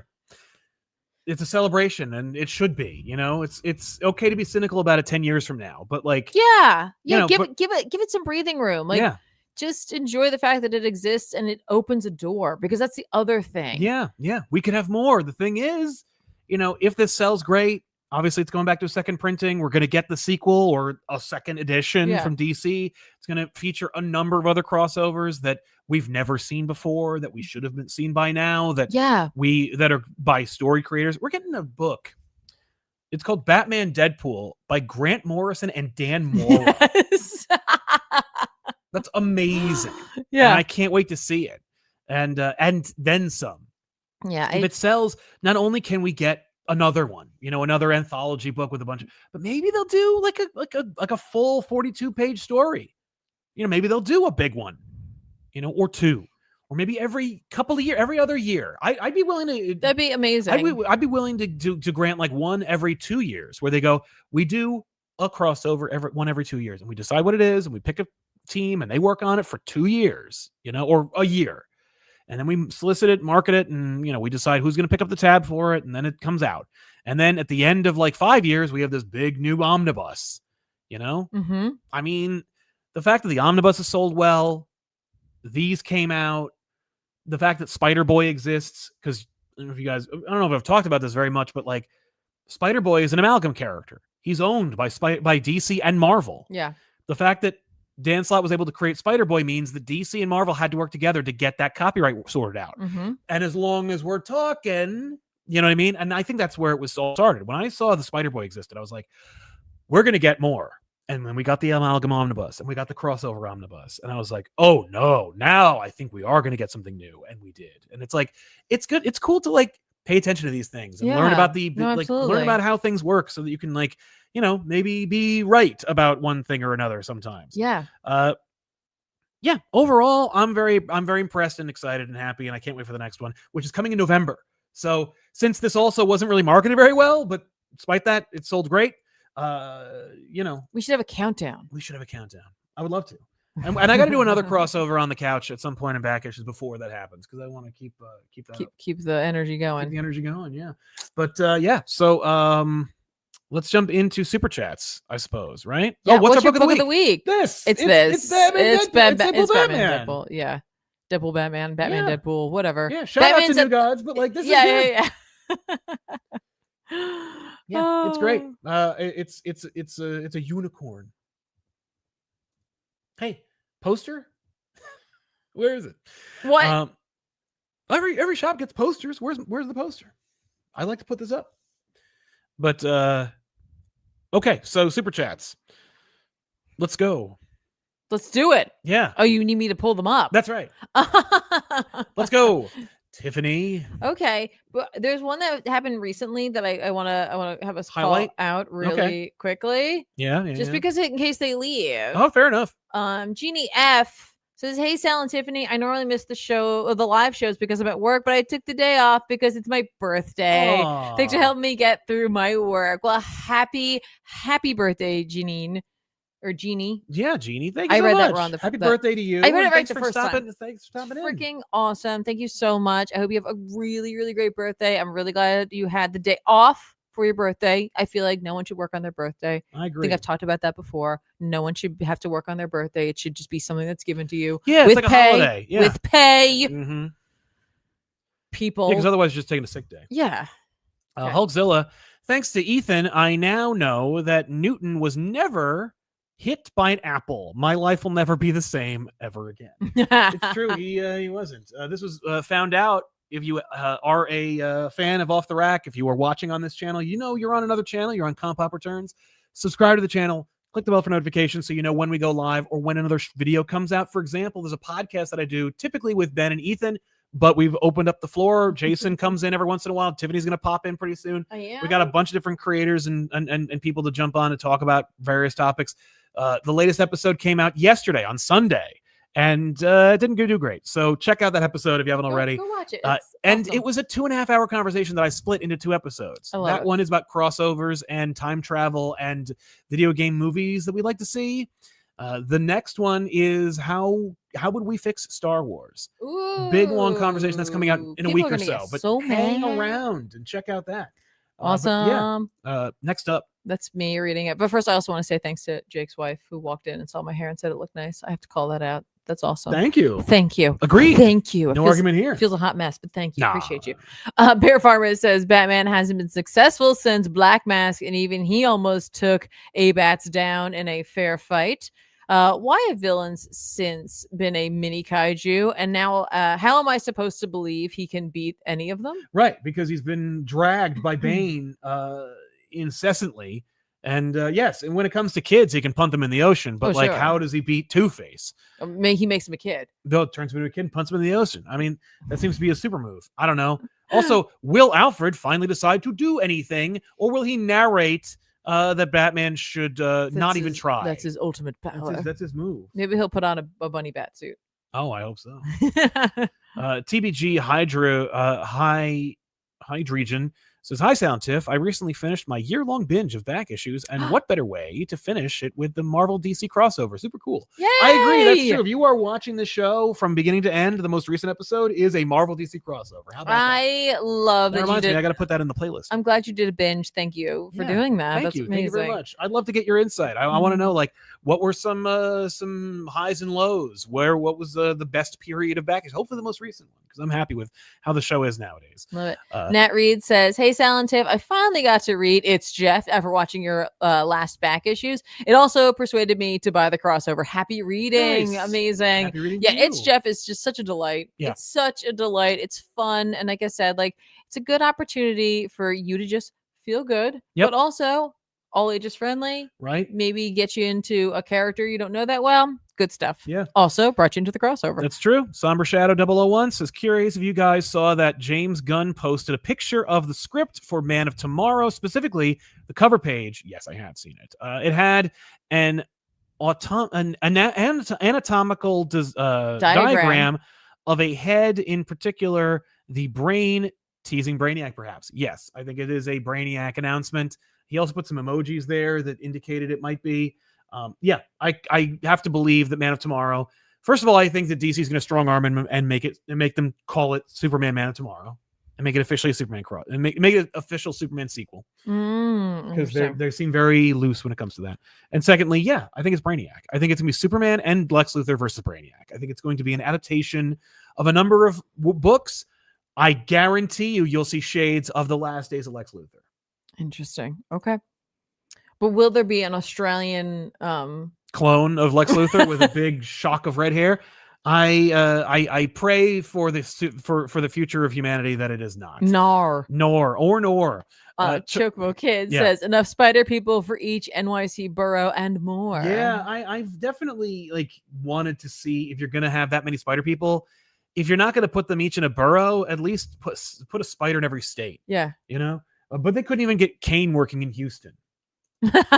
Tea Time 480. Hello, hope you're both well. Did you see Matt Reeves hinting who the villain of Batman 2 could be? My guess is Hush. Your guess is very much like everyone else's guess. I think it will be Hush, which is a shame because Hush may be the worst Batman villain ever created. Okay, but here's a question for you. Does that not give them the opportunity to add something positive to it? If there's something that it's that character is lacking, or they might be able to the video game changed him in a big way and made him look like Bruce Wayne or something. And I don't remember that at all. Yeah, he played a very big part in those games, but nobody cares. The one thing that really struck me wasn't the comments about Hush or the villain. What was the tease? What was the hint, I should say? Oh, I don't remember. Oh, okay. It doesn't. I'm so checked out. Okay. Jeez. Just make the movie already. Okay. But he also said something else. He goes, oh, I can imagine that Batman could have fantastical elements. I'm like, oh, really? Because last time I checked, you didn't want that. You wanted it to be grounded and gritty. If it can have fantastical elements, then how come he's not in the main universe? It's Man-Bat, guaranteed. Man-Bat is inspired. Yes, Man-Bat, please. Wouldn't that be phenomenal? 100%. Batman just dealt with all this crap in the last werewolf. movie, and it's Yeah, make it. I don't know how to scare this. No, you can't. Like I can't just walk out of the shadow and have a scary voice. Yeah, it's like it's just gonna yell at me. And Pattinson the Batman just be like, oh, like, he'll just be frightened. It'd be great. He goes on to say, let's see, would have preferred something like Freeze, but since Reeves said a grounded Freeze would be cool, I'd rather not see him do that. Yeah, no, I'm not interested in a grounded Freeze. I don't even know what the hell that would be. No. And finally, Tiffany, I promised Reed is a much better character than the D-bag in that book from last week. I agree. I swear, every time I read anything with Reed Richards, he's like that. Yeah. I like Reed. I don't know. I don't care for Reed. Bear Farmer saying the yeehaws did scar dirty man. They sure did. Those yeehaw youches really messed up Cyclops. Yeah, I did not see that coming. Like that level of being taken out. In Punisher Kills the Marvel Universe, he just tricks Scott into turning around and then blows his brains out. Like Scott always has to get sucker punched. Dupe. You know what it is because Emma wasn't there to tell him. No. Delapo F, thank you very much for your generosity. Thank you. Says, hey, super pumped to get my first Marvel DC crossover, but I feel like I want more. I'm sure we'll get more, but wouldn't it be cool? Every couple of years, we got a different character, X-Men's, a crossover series. That Cap Diana crossover got me wanting more. Thanks. Thank you. Yes. And yes, I completely agree with you. And not even like I would love it to be about them, but obviously that is a fleshed out universe in Zdarsky's brain. Yeah. That just the other.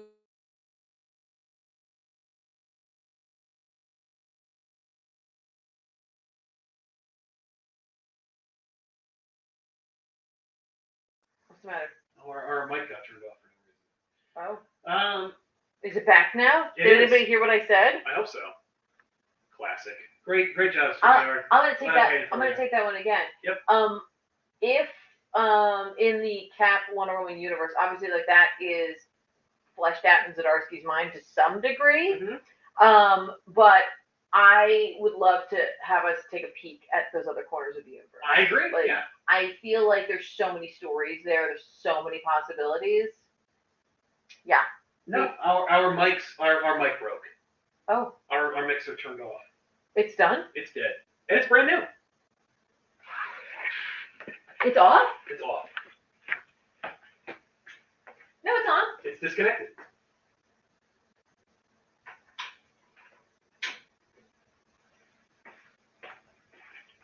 There it is. Now it's back. Just had to turn it off and turn it back on again. I fixed it. You fixed it. You're a wizard. Is it back? You're a technological wizard. Ooh, are we back? Yeah. Did we do it? Did I just ITS? All right. Did I just? I'm gonna need to get a new mixer. Am I great again. at this? Yes, I am. All I said was Zdarsky has a world he fleshed out. I'd love to see other corners of it. Cap and that Wonder Woman crossover. Yeah. There's so many opportunities for us to look at the other background characters to imagine in these moments. Like we took this character out, we subbed that character in. What happened there? How did these characters influence each other? It's all right there. And there's so many opportunities you could do. Like you could like the way you could approach it. You could they did the Secret Wars with all the different events, like they did with Civil War again. Mm-hmm. You could redo everything. You could be like just showing the events happening on the same Earth. Yes. You can just be like, here's DC Marvel Civil War. Here's DC Marvel Infinite Crisis. Yes. But just to recap, Delapo, thank you so much. If you didn't hear us say thank you. Thank you for your very kind super chat. It was wonderful and a great question. Yeah, that's right. Appreciate it. Padman says, shout out to I'm saying my own thing. Shout out to Tiff for hyping up Hell Hunters. Yes. Such a fun read. Might have to check out more Philip K. Johnson books. That's right. I love Hell Hunters. If you haven't had a chance to check it out, I highly, highly recommend you grab that book. It's so much fun. I agree. So much fun. Yeah. Simply Said says, hey, Sound Tiffany, with the recent Disney controversy effect on brands like Marvel AVP, I'm personally reluctant to resubscribe. What's your take on their path forward to keep fan trust? Disney has never made any attempt to keep fan trust or to have an integrity, so I don't expect that to change anytime soon. I think that they definitely folded under pressure. You can see that there was talks between Kimmel and Disney. I would say, based on my own reactions to things, if I were in his position, I'd be like, F you, I'm going to make a podcast like everyone else is apparently, bye. I'll go join HBO and work with Colbert and John Oliver. Yeah, I guess Colbert leaving as well and going to HBO. But sure. Either way, it's like I don't know. I think that they're just fight back. Just be like no, and then just like get them tied up in legal issues. Like what are you gonna do? Yeah, like they're not gonna storm the offices and arrest you. All right.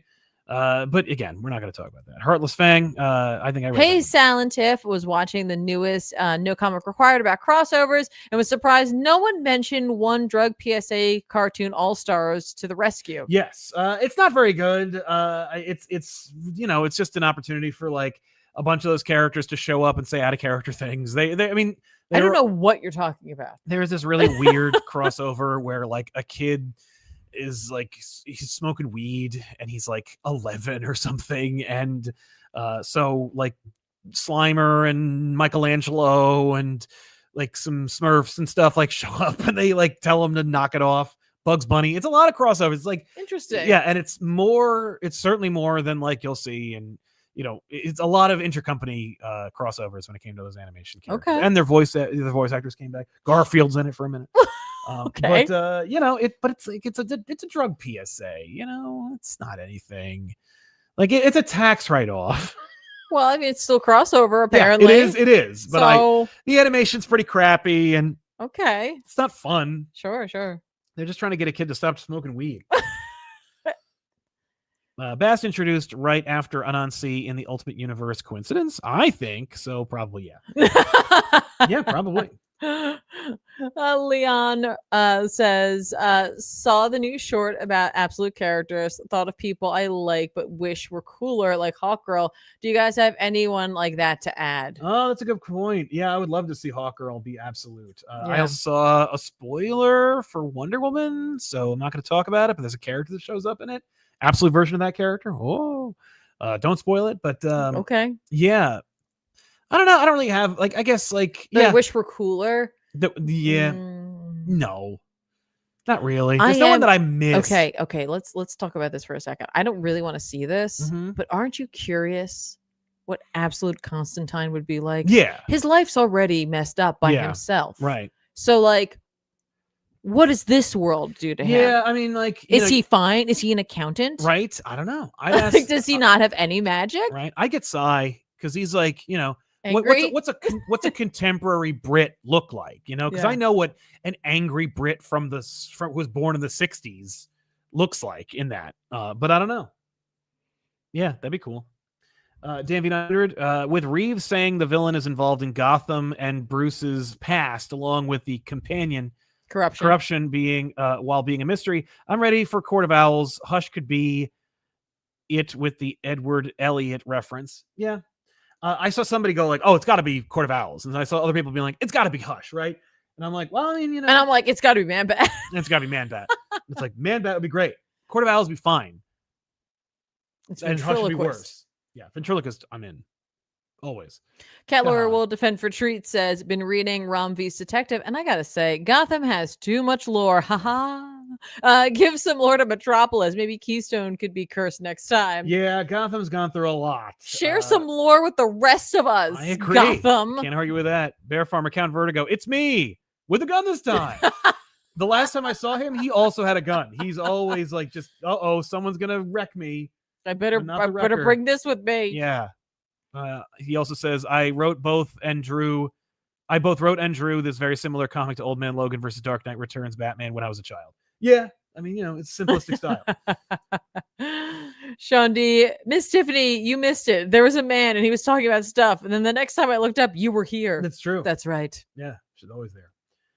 Bear Farmer Returns. Thank you for your generosity. What do you think the chances are of an amalgam reboot after Logo threatened Super Soldier? For a grand total of 2 books I liked from that universe, I would be down for a redo after a Secret Crisis.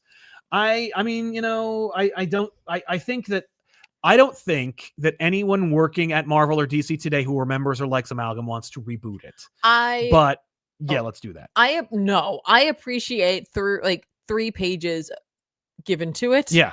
And I think that's enough for me. I would rather just see the collaborative nature of the crossover versus the amalgam. You got to understand, when I was a kid and I was given the when I got about DC versus Marvel, and the amalgam thing happened. I checked right out. Like I did not want to read the amalgam. I feel like Logo was more lift than we might imagine because it was a new character created. Yes. Versus two characters meeting and then just Yes. having to decide who owns the story. Now we have this IP that exists. Yes. This being that now exists in the ether. Yeah.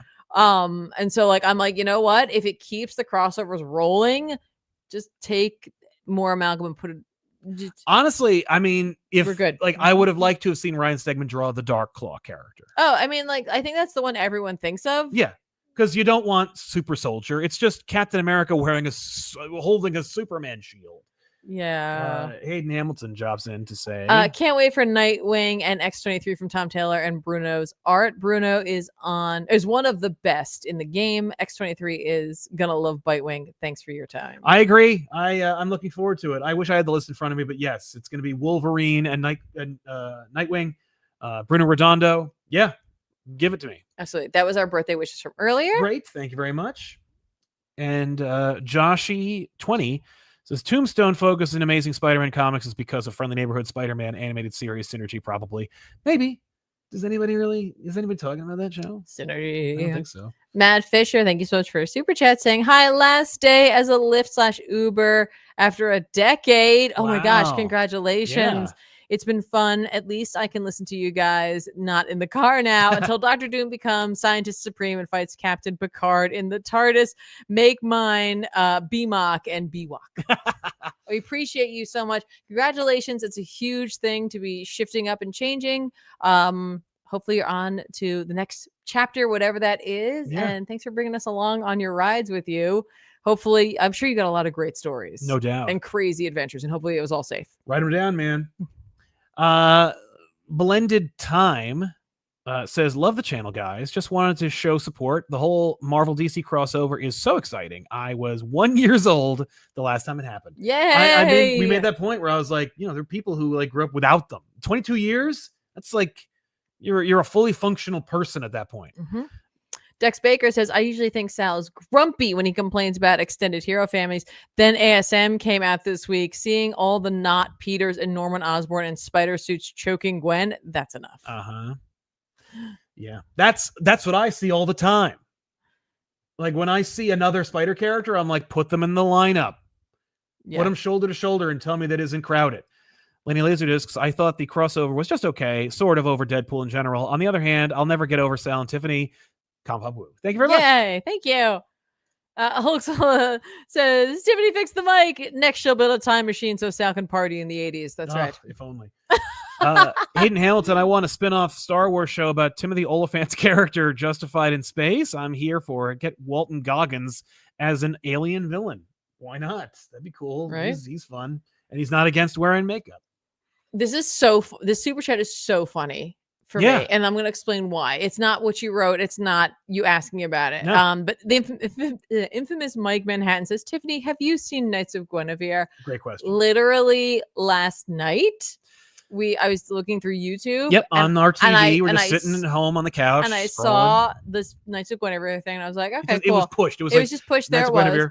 And then I clicked on something else and someone else was talking about it. Yep. And I was like, irrespective. It wasn't like, and I was like, this must be whatever the newest thing is. I don't know anything about it. Yep. I watched like a moment of it and I was like, obviously this is something I might check out. Yep. But I was like, I guarantee you someone's going to tell me I have to watch this. Yes.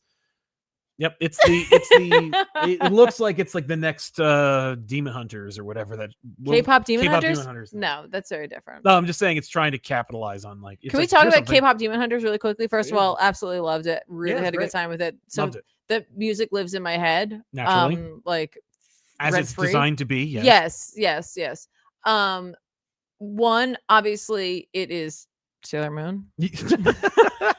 2, I agree with everybody else when they say that fight or that ending sequence of her walking with the other two is just that sequence from Lord of the Rings. Yes. And I'm like, we should reverse the music. They keep putting their music, K-pop music. We should put the Lord of the Rings music in behind the girls. See how it is. I don't know. Agree. Anyway. Sorry. Dante Cook says NCR time travel question is living rent-free in my mind. I can't decide and it consumes my waking moments. Thank you, ComicPop family, for everything. Well, thank you, Dante.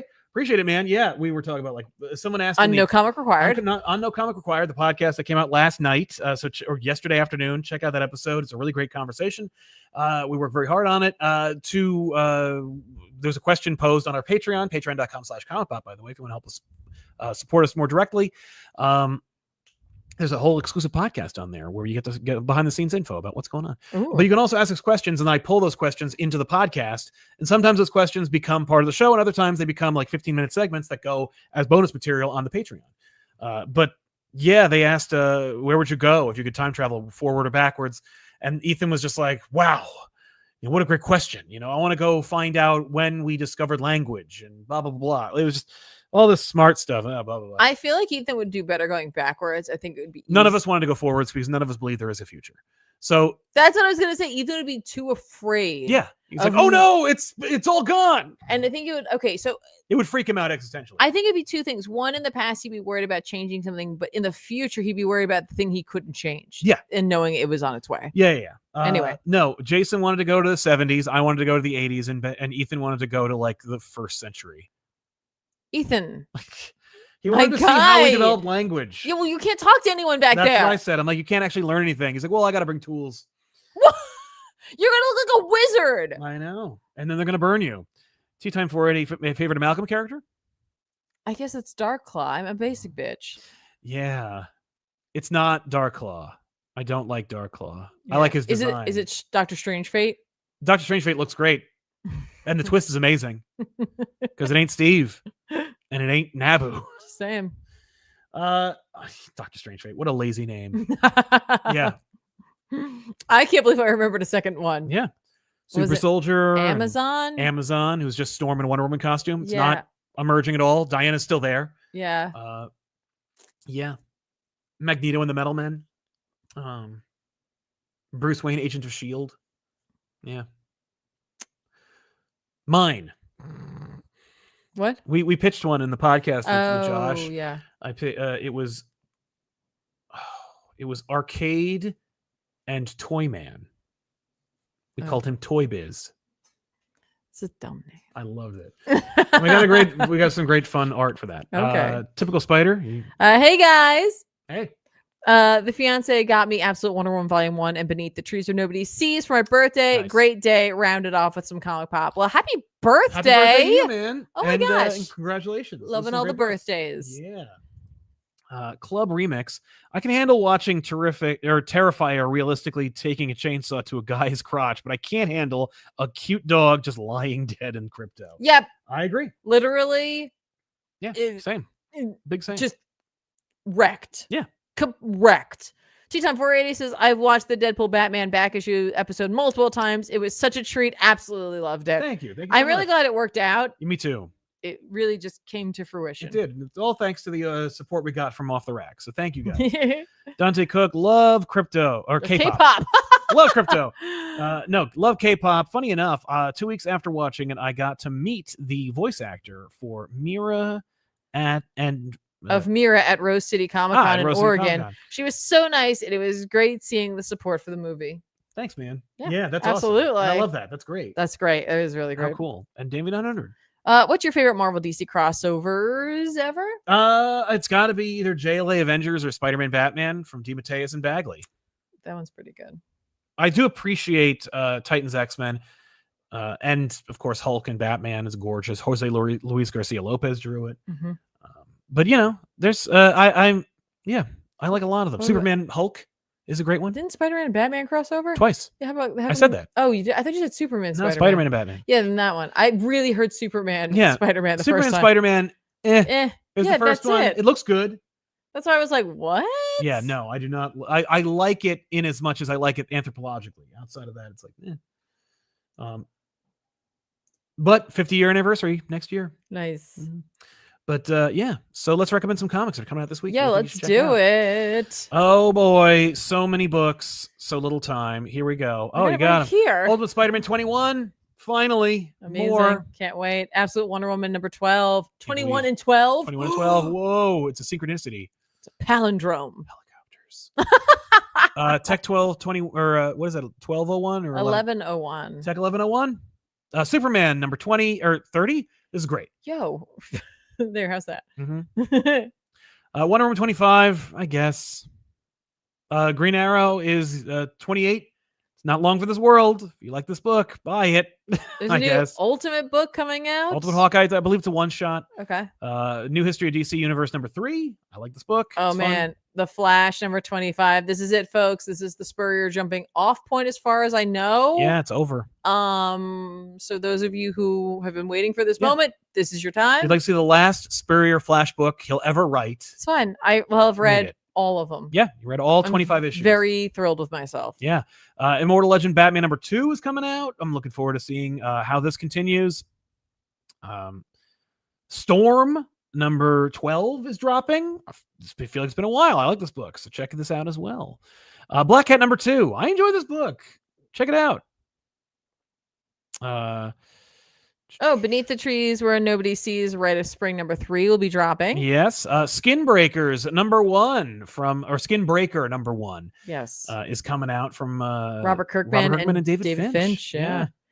Jeff the Land Shark number 4 is dropping. Oh my God. That cover. Yep. He's got a little dinosaur costume on. Yeah, because he looks like he's gone back in time. Uh-oh. What? I have it so zoomed in right now. You'll have to check that out. Oh my God. I don't have it in front of me anymore. Yeah.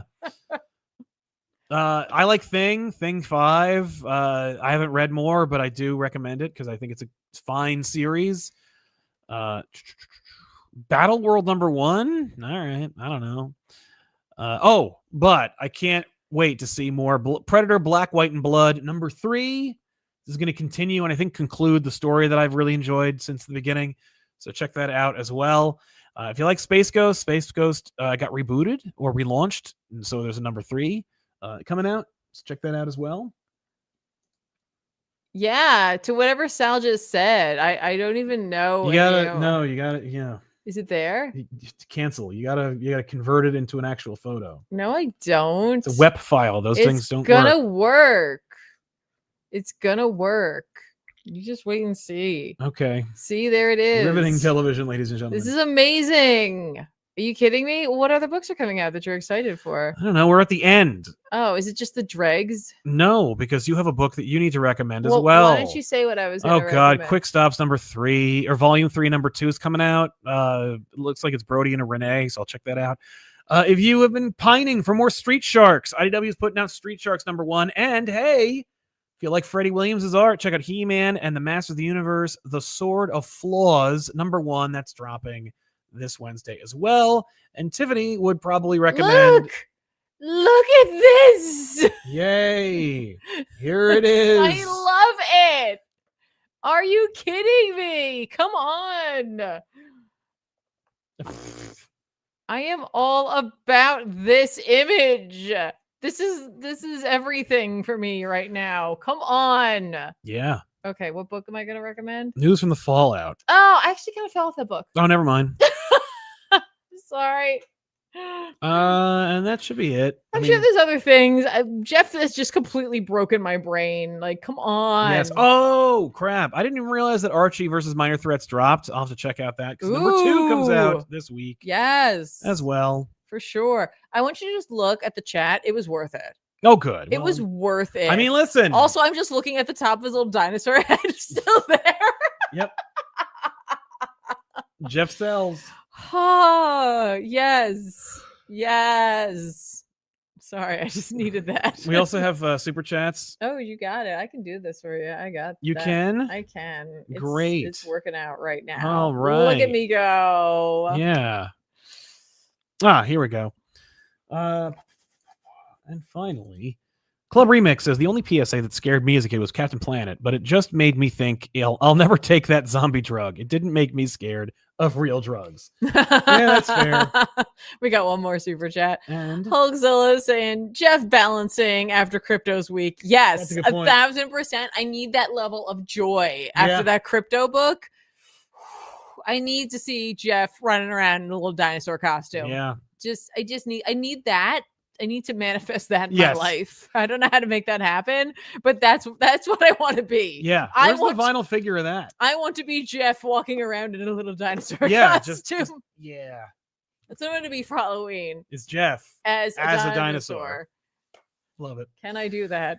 Folks, I want to thank everybody for watching the show. Of course, check out more. Tiffany plays video games on Tuesdays and sometimes Wednesdays on twitch.tv/ComicPop and youtube.com/ComicPopPlays. She's been pitch hitting for us a lot on back issues, so we do appreciate that. It's been eating into the streaming time. Yes. And you also got a fantastic promotion. You're doing some great work at your job right now. And so that's been taking precedence, and it's important to do because you're making your way downtown, as the musician says.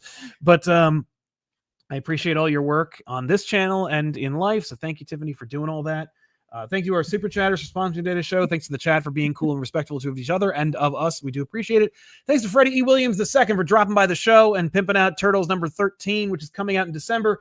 Thanks to Jeff for wearing an adorable dinosaur costume and lifting all our spirits. And we'll see you guys next time with another episode of Off the Rack here on youtube.com/ComicPop Plays. Again, I wanted to mention that The ComicPop Returns. Returns, yeah. I'm used to saying, I'm at ComicPop Plays. you're at ComicPop Plays, we're at Returns, and of course back issues on ComicPop.